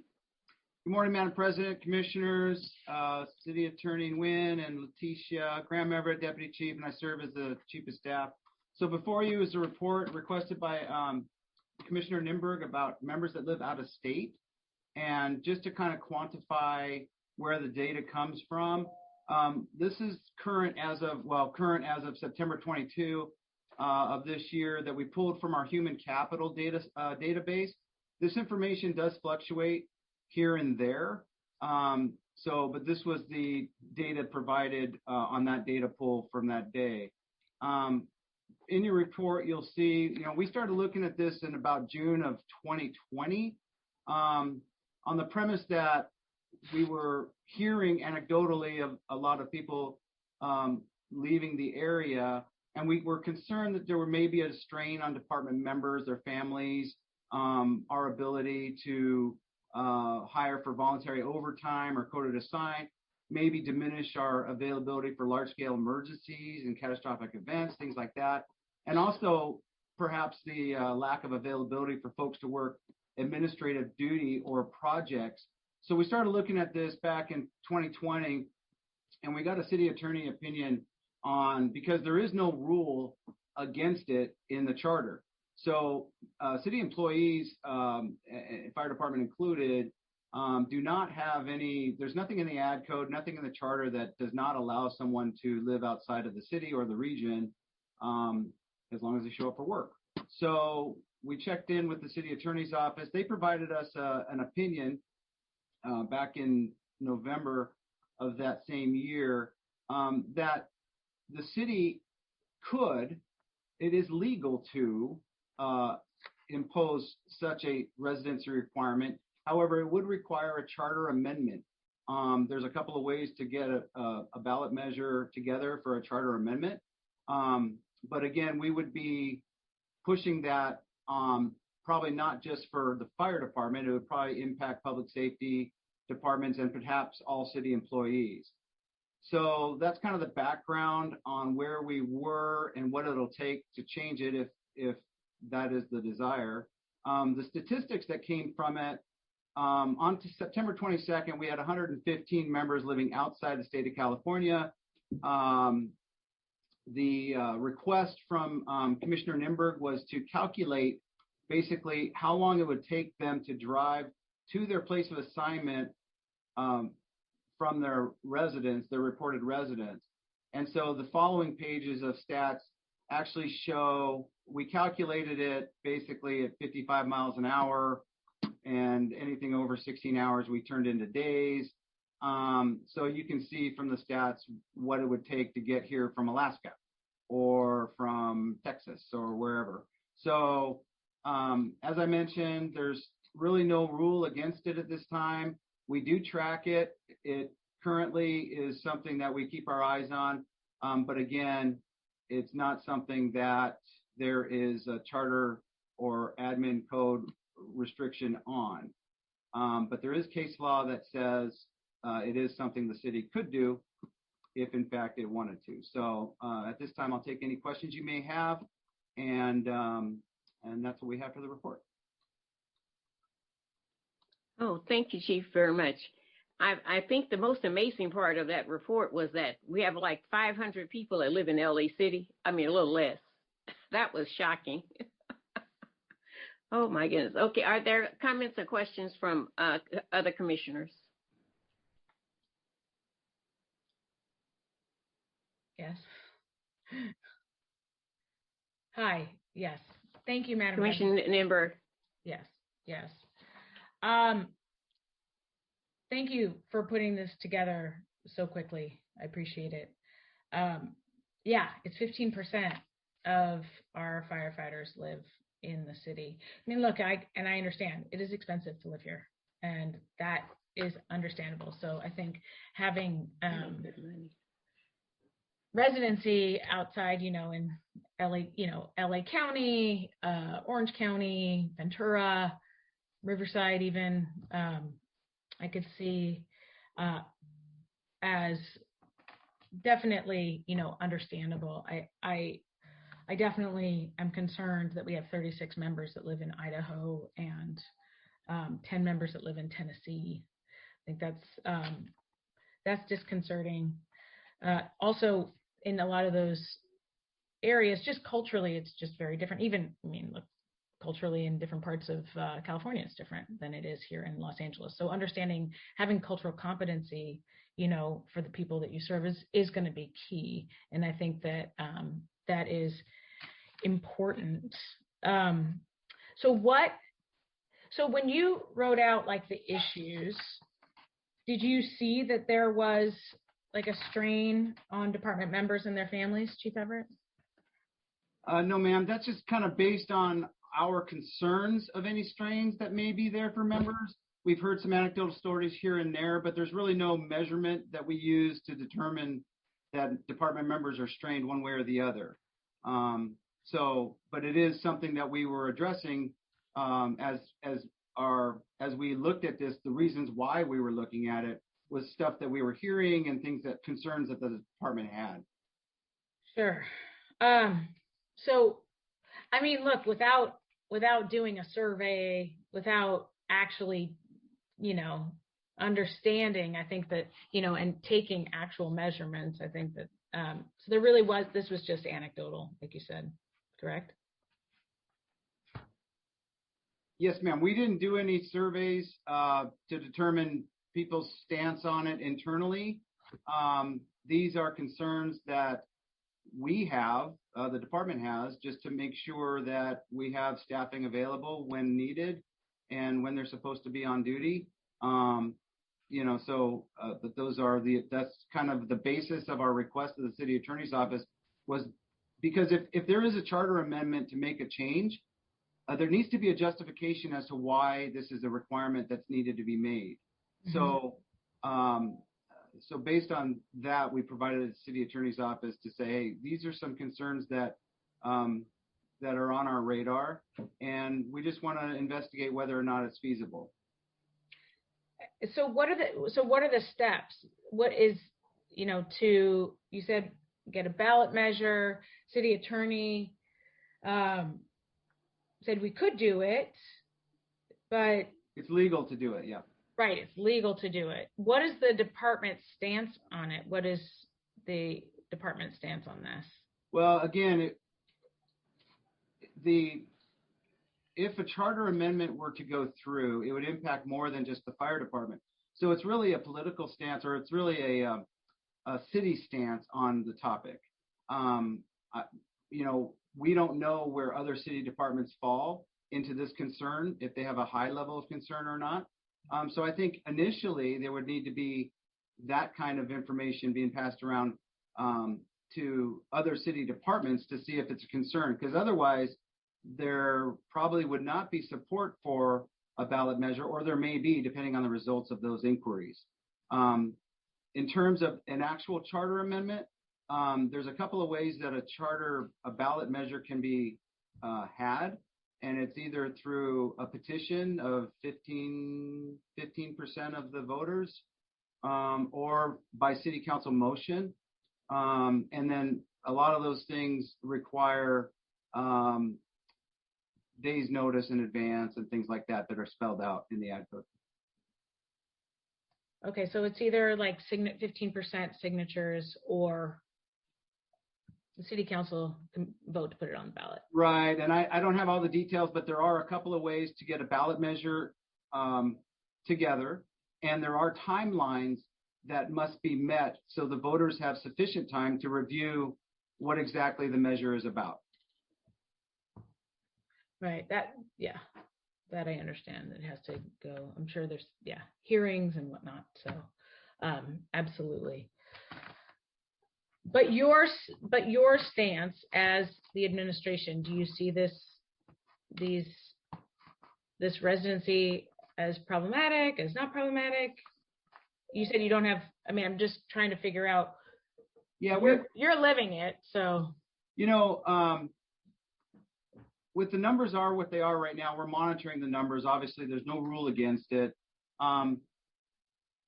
It's something that I think the department is not opposed to, having some kind of maybe not a city residency, but some type of mileage or time requirement in the event of a catastrophic event.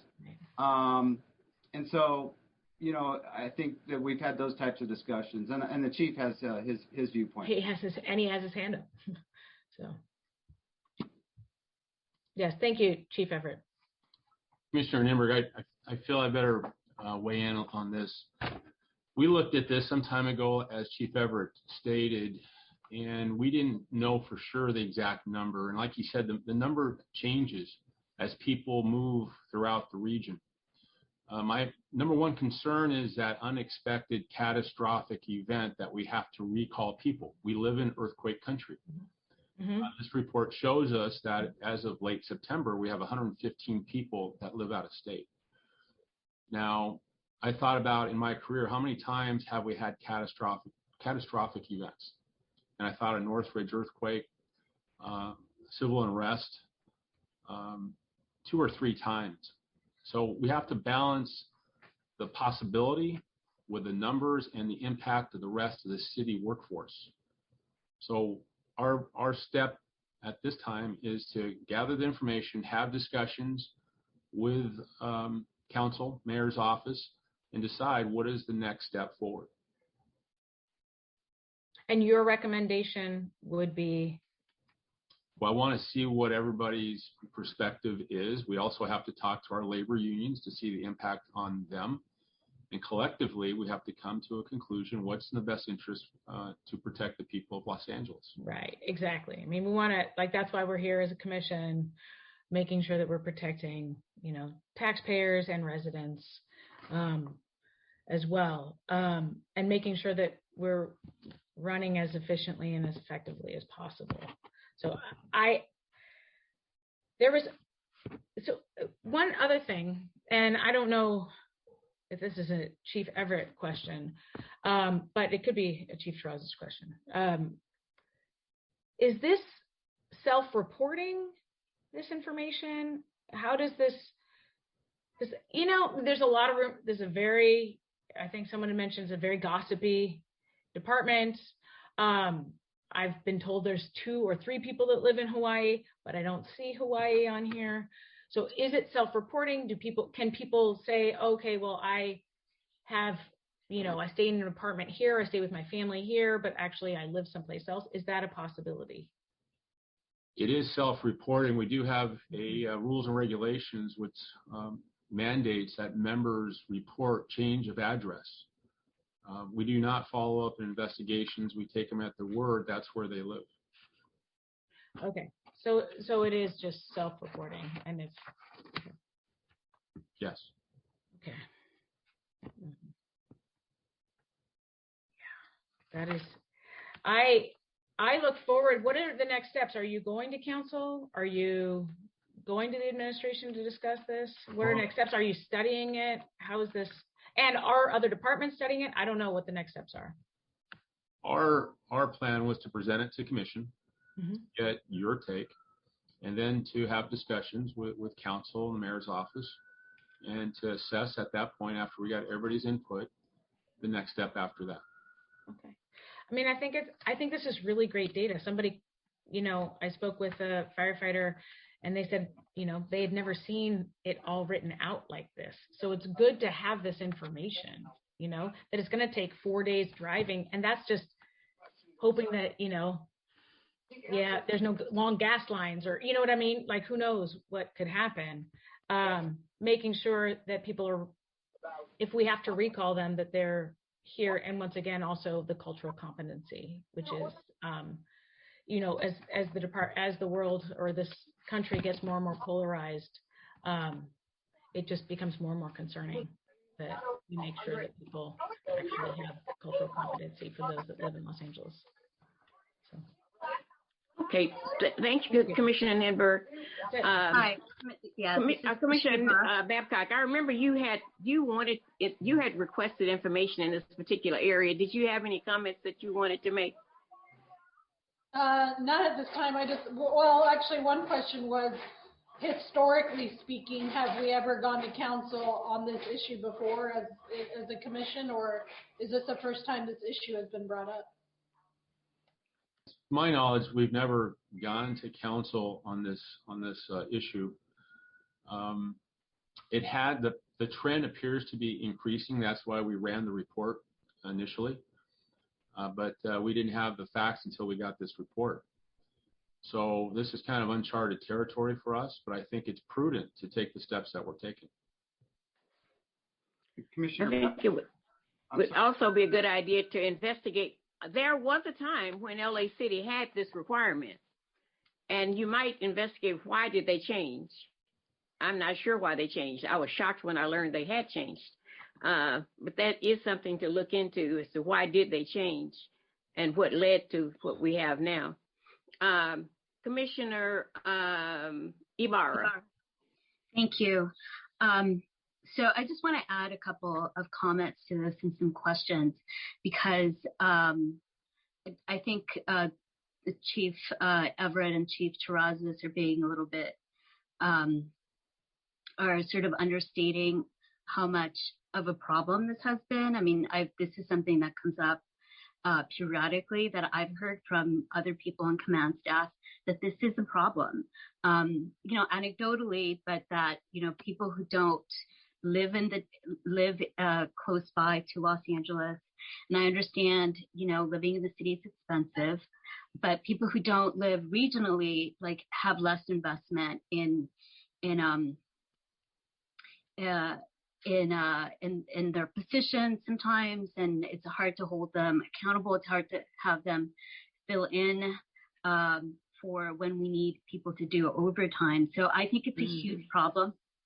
And this is what I've heard from a variety of people at various levels of the department. I also feel that people in the city of LA support our public employees with very generous benefits. And that's a reflection of sort of the values of the people of the city of Los Angeles. We value our public sector workers, including our firefighters, with very generous salaries and very generous benefits. And so I think it's like others have stated, I think it's fair and reasonable to expect that our members would want to invest in us as well.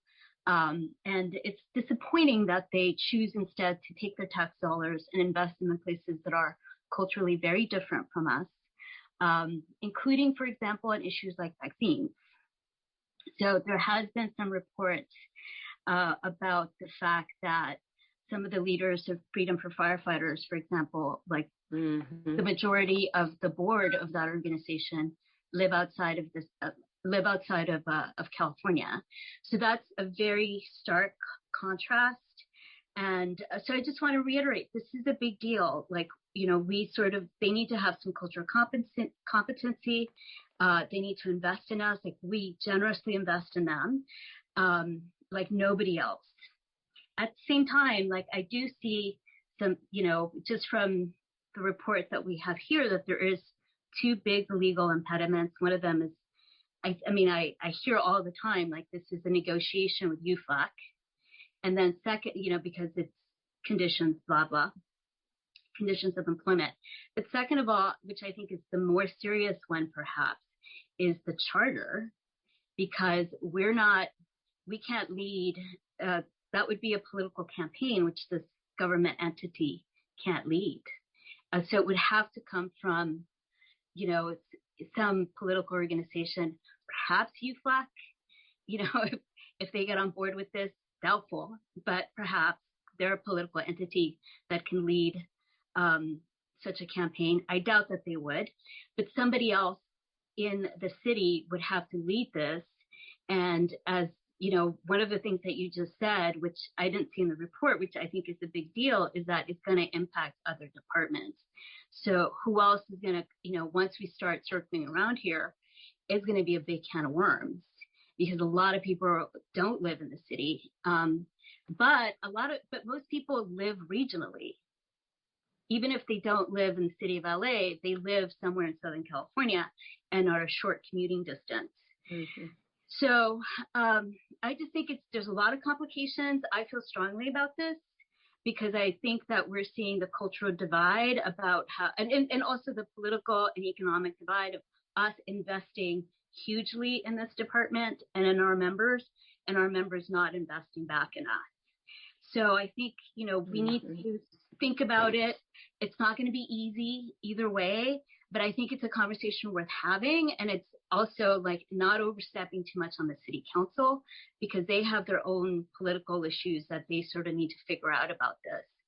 So saying that we see as, looking solely from the perspective of LAFD and the fire department, there is a huge need for this. But understanding that this is going to be complicated once we start looking at all the factors that somebody like city council and the mayor would be looking at if they wanted to champion something like this. And it would have to be a political entity who champions it. So we kind of need to look for them, but it's a huge deal to us. So those are my comments. Okay, thank you, Commissioner Ibarra. I think it's something it's not going to be easy, that's for sure. Getting it on the ballot, it won't be easy. But once it's on the ballot, the city people will vote for it because they vote for everything that comes around that has firefighters or anybody mentioned in it as far as safety. And so I think that the city would vote for it. But getting it there is going to become a difficult process. But I think it's worth looking into and pursuing. So I don't know what the next move is, but Chief, I guess you want to collect more data and get back to us on it. Is that it? Yeah, Madam President, I do want to assess this with our city leaders and see what their position is, because of what was mentioned previously. It's bigger than the fire department, and it will be very difficult. So I don't want to commit us to anything before I get their input. Mm-hmm. I understand that. That's all a part of the campaign. Very good. Okay, thank you very much. Are there any other concerns or questions from commissioners? One final. Commissioner Nimber. Babcock, you can go ahead. Yeah, Commissioner Babcock. Oh, thank you. I just want to confirm that the city does not pay or provide any per diem for travel for these folks that live out of state, correct? Correct. That's correct, ma'am. Thank you. Oh, good. Okay. Wait. Commissioner Nimber. Yes. So can we get a report back in, let's say, 90 days after there's been some time to figure out what would be an assessment tool, a good assessment tool? I mean, look, we do have the data here, right? But I think 90 days would be good to get a report back from the chief on what's going on with council and what's going on with this. Commissioner Nimberg, yes, we can report back in 90 days. Thank you. Okay, very good. Thank you, Chief Everett, for the report. That had a lot of information in it that was very interesting. Is there a motion to receive and file item C? Receive and file. Second. Is there a second? So it's been moved and second that we receive and file item C, BFC 21103. Ms. Gomez, would you do a roll call, please? Woods Gray? Yes. Babcock? Yes. Hara?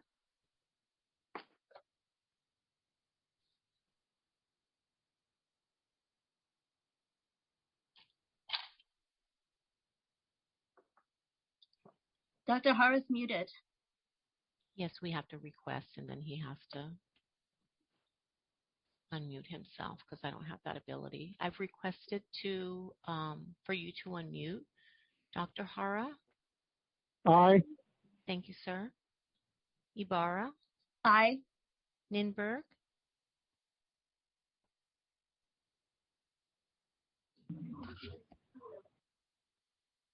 Ninberg? Thank you. Motion carries.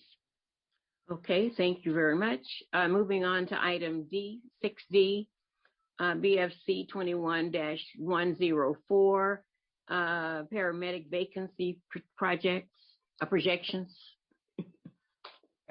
Good morning again, Commissioners, Chief Everett, and I serve as the Chief of Staff.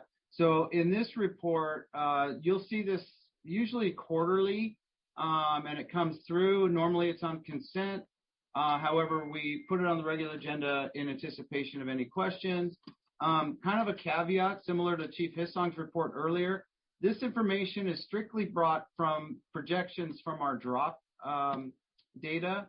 And so as we look at the numbers, keep that in mind that these are projections provided for anticipation of folks exiting drop.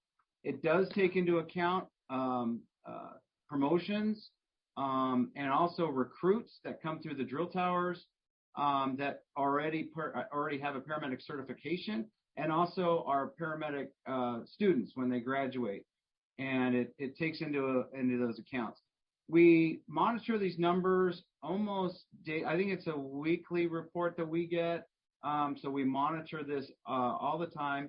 And we try to keep that number less than 75 paramedic vacancies. Is the top number on the chart on page 2. As you see, right now we're in November of 21. So we're right around 36 paramedic vacancies in the city or in the department. And we anticipate that to kind of stay static for a few months, and then it'll dip a little bit into like 42 range, and then it starts to go back down. So we should see some slight fluctuations with the increased numbers of people going in the drill towers, and also our paramedic training program as we get ramped back up again. So if there's any questions on this report. Okay, Commissioners, are there any comments or concerns, questions? Commissioner Ninberg. Commissioner Ninberg again. Thank you, Madam President. Thank you. So you said 75. You meant 45, right? Vacancies? No, we try to. 75 paramedic vacancies in the field. We is kind of a high number for us, so we try to maintain that level or less than that level. Oh, I thought it was 45. It just seems. But Commissioner Nimber, can I answer a little bit, give you a little more background? Yeah. I started this report about 3 or 4 years ago, and at that time, we were experiencing paramedic vacancies. It was difficult to hire overtime. So what I asked is that we create this report, and that threshold then was around 100 vacancies. That was the difficult time frame. Since then, now that we have a metric that we keep an eye on, and it's a monthly report that I get every month from my planning captain, and we look at it to ensure that we don't get anywhere close to hundreds. That's why I have that 75 number ingrained in my head to know that we shouldn't get near that number because it creates staffing difficulties. Chief Everett is right. We do have, with more classes in the pipeline, we average around 10 medics per class, sometimes more. We do send, I think, about 40 of our firefighters to paramedic school every year. We do have multiple members volunteer for paramedic school. And then on the negative side, we have people retire, people promote. So that number is constantly fluctuating on the number of certified paramedics that we have available. But looking at the chart, we're in a very good position now. We have been for the last couple of years. And looking forward into the future, all the way through March 23, we're in a good spot. The unknown variable is the vaccine mandate, and we're keeping an eye on that. Do we know, like, are you allowed to tell us what % of people have not claimed their vaccine status? Or have? What I can tell you is the public information. 75% of our department has had at least one shot. So 3/4 of our department has had at least one shot. 68% have had are fully vaccinated, either 2 shots of a 2-shot regimen or 1 shot of the 1-shot regimen. So that we don't know how many have. Is this about the paramedic vacancy? Somehow I missed that. So we want to know. The point. I missed where that was injected. The chief injected that point. So I didn't. I get it. I want to stay on topic too. I just want to know how many are paramedics. Do you know how many paramedics haven't reported their vaccine status? Like what percent? I think it's safe to stand on the public information that we release on a regular basis. I post it internally, and I plan on posting it on a more frequent basis as we approach the December 18th deadline, so everybody is aware. So I think it's premature right now to draw conclusions. Mandates across the country have compelled compliance, usually well above 90%. So right now, I want to stick to the factual information I have, and let's wait and see what we have at the deadline. Okay, and then single function paramedics. Have we talked about that? Is that on topic? Yes, because it's part of the paramedic. Was that a part of your report, Chief Everett? No, I was just, okay. So can paramedic vacancies? Yeah, I think that's another topic, and I think didn't we schedule to talk about that at another as an agenda item later? No, I'm not sure, but I know that that's a whole nother topic from what we're talking about. It was raised as a report back as a potential plan for staffing models down the road, but it's not on this report. Do you know when that's coming to commission? Because I think that's going to help with just to make sure that we backfill everything, that we just have like this kind of plan in the background. Do you know when that's coming to commission? No, ma'am, I don't have a date handy. Can we make it, if it's already done, can we have it come to the next commission or December 1st commission? The first commission? Commissioner, may I weigh in here? This is also part of the city attorney opinion, because this is a staffing strategy, and because there is litigation, we want to be careful with this. Single function medics would impact our department. It would hurt our diversity. We rarely hire female paramedics or paramedics of color. It's a very small percentage. Also, in our history of our department, we used to have single function medics, and that created a different type of problem. Now that we're all cross-function, pretty much we're like 98% or more are dual function medics. We've eliminated separation because our single function medics ran most of the calls, and they were never within the station. It was harder to integrate them into the fire station routine. And Chief Terrazas, you're moving away from our agenda item. I agree. I'm sorry. I apologize for that, Madam President. We want to leave that particular thing to another time. Can we? And then we want to finish the paramedic vacancy report that Chief Graham Everett has done so well. Agreed. Yes. Is it? Can I don't know the rules. Can I ask for that report to come in December, just so that it would supplement this, is how I'm seeing it. So, you know what, Commissioner, we'll take it under advisement, and when we meet to discuss the agenda, I know it won't be on the next agenda item, because we're already preparing for that. Right. But we'll take that under advisement. And Betty is making notes right now. Thank you, Betty. All right, that's it. I appreciate it. I just want to make sure that we are, I hear from people out in the field, my years of being here, and just making sure that we are not burning them out, that we're taking good care of them. The paramedics in this department are the workhorses. They do, because we do 90% medical. We just want to make sure that there's a plan in place to backfill as well. So I look forward to it. Thank you, Commission President, for taking that under advisement. Are there other comments on this particular item, or is there a motion to move in to receive and file? I so moved. Is there a second? It's been moved and seconded that we receive and file BFC 21-104.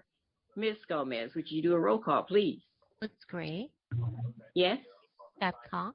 Yes. Hara. Yes. Ibarra. Yes.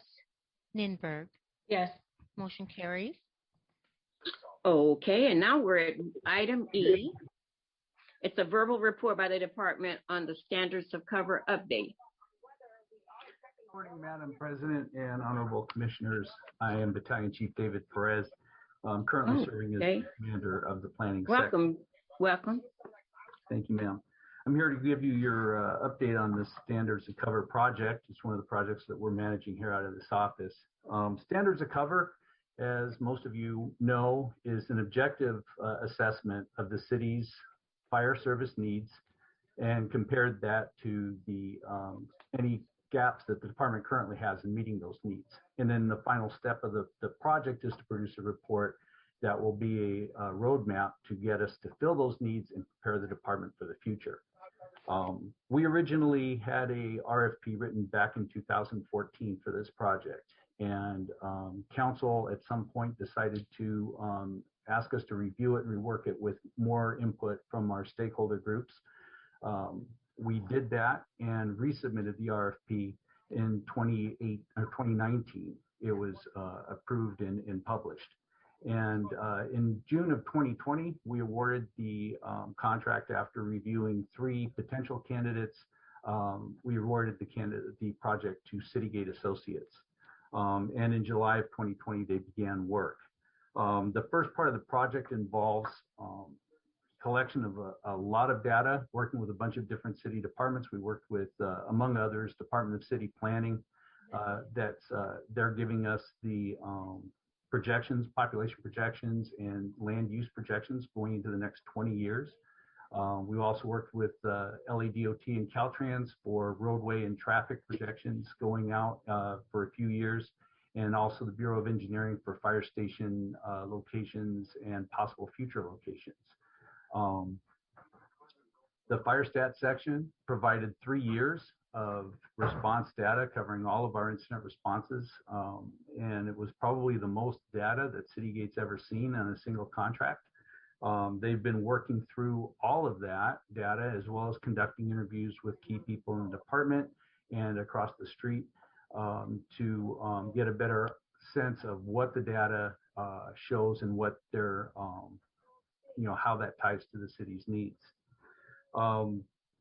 Currently, they've started to develop the risk assessment of the city, which is going back to the city's needs, and our historical performance over the last 3 years.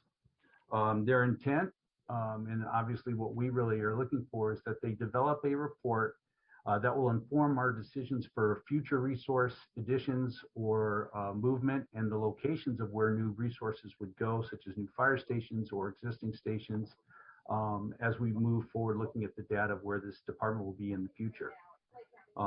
They are on track. Right now, the contract runs through June of 2022. They're on track to deliver the first preliminary draft of their report by the end of this year. So we're looking forward to that. We meet with them on a weekly basis to make sure that they're getting all of the data and information that they need, and they give us project update reports at that time. So far, everything's moving well according to plan. We're happy with the way things are progressing, and we're looking forward to seeing that first draft at the end of December. And that's my report.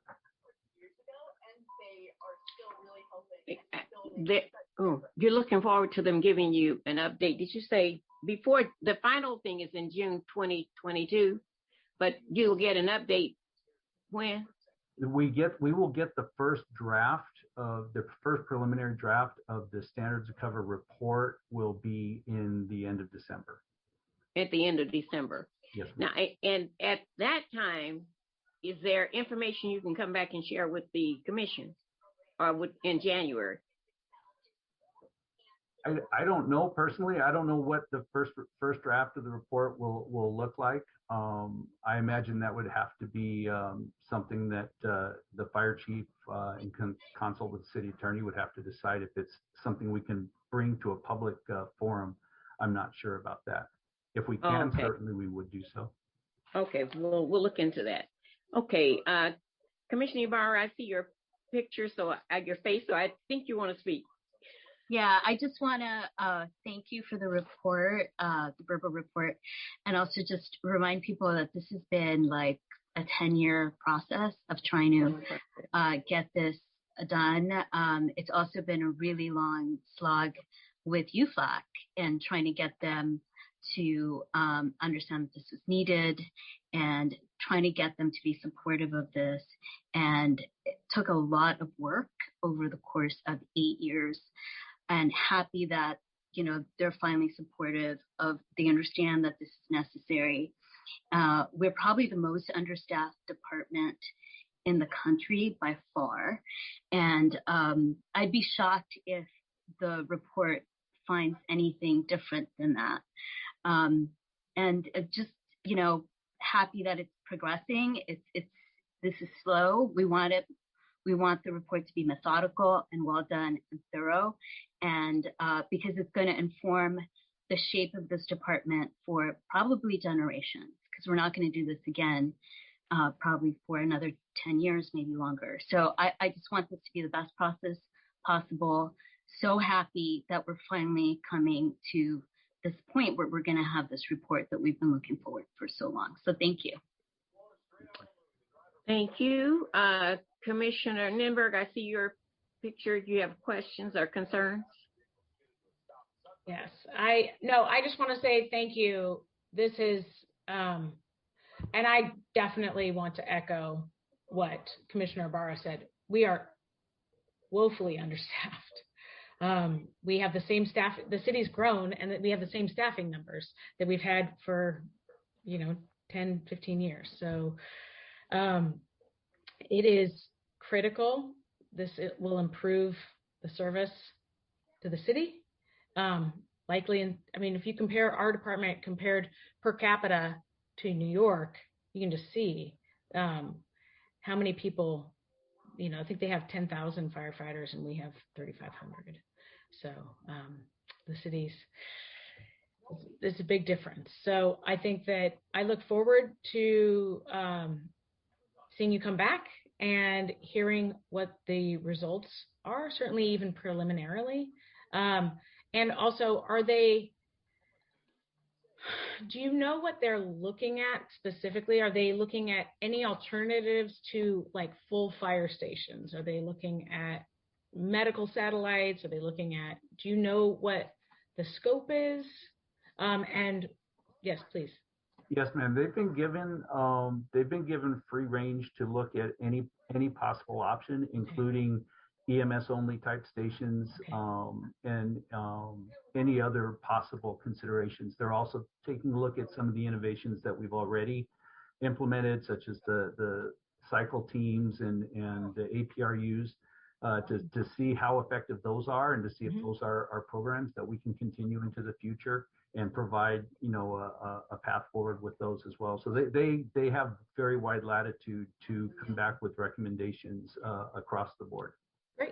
Great. That is actually all I wanted to know. I think that I've heard great things about the cycle teams, certainly at LAX, and how effective they've been. So it's great. The FRVs are great. And yeah, so thank you. Thank you so much. Other commissioners with comments or questions?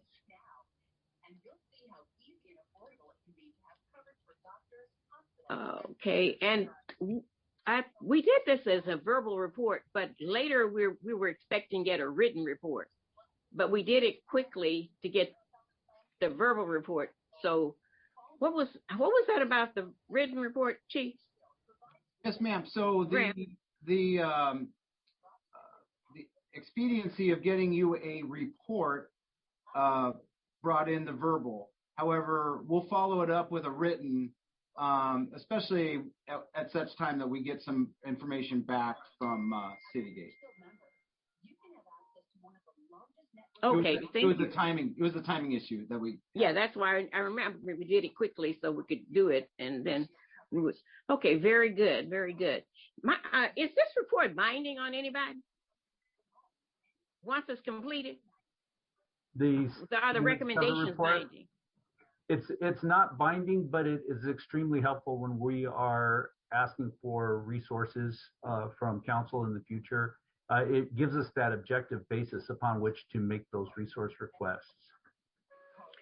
Because it just seems that they know we're short, and they know we don't have what we need, that they would just give it to us without doing an extensive report. Because it's quite clear, you know, that I know that they always want data and all this to support them giving out the things that they need, but that different departments need. But it just seems like to take all this time to come to the same conclusion that we already know exists is just fruitless. But, you know, I only follow the process, whatever it is. That's the way it goes. That's the way it goes. And of course, again, we'll never live down to 5 years when we didn't hire. So that's going to be a big problem forever. Absolutely. Yeah. Okay, very good. Let's see. Was there Commissioner Nimberg? I see your hand.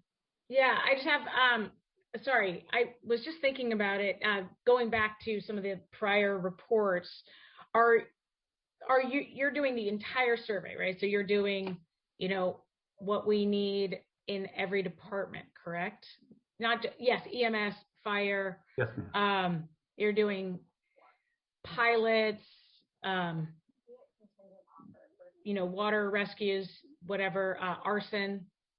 It would look, the report will look at, you know, air assets, not specifically pilots, but, right. You know, if we have a sufficient number of air resources to meet the needs of the city. Is similarly with the harbor assets or aircraft rescue firefighting assets.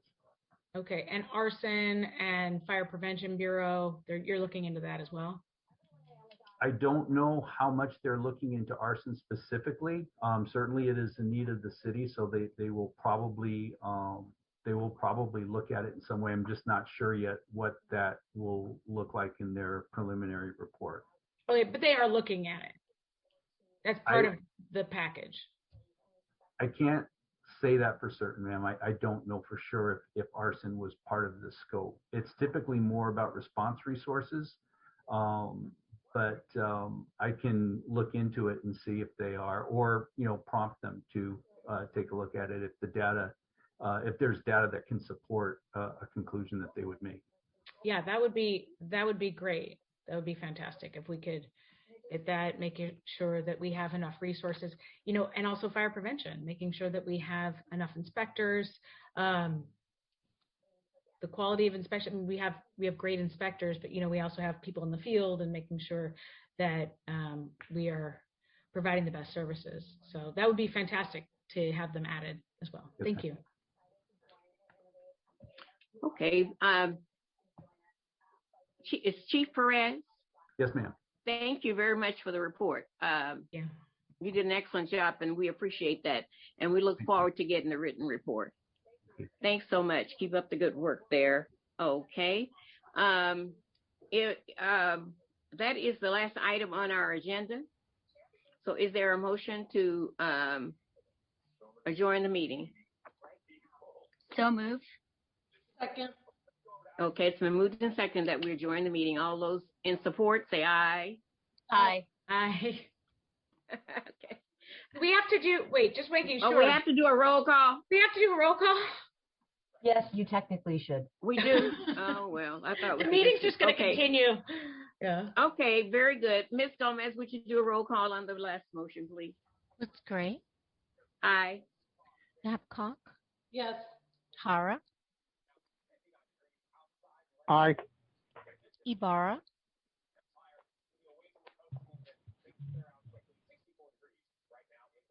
Oh, she may be gone. Ninberg? Yes. Motion carries. Okay, very good. Thank you, commissioners. And if there are other agenda items that you want brought forth, please submit them to me so we can place them someplace or consider them, okay? Thank you, commissioners. Have a great 2 weeks. Thank you.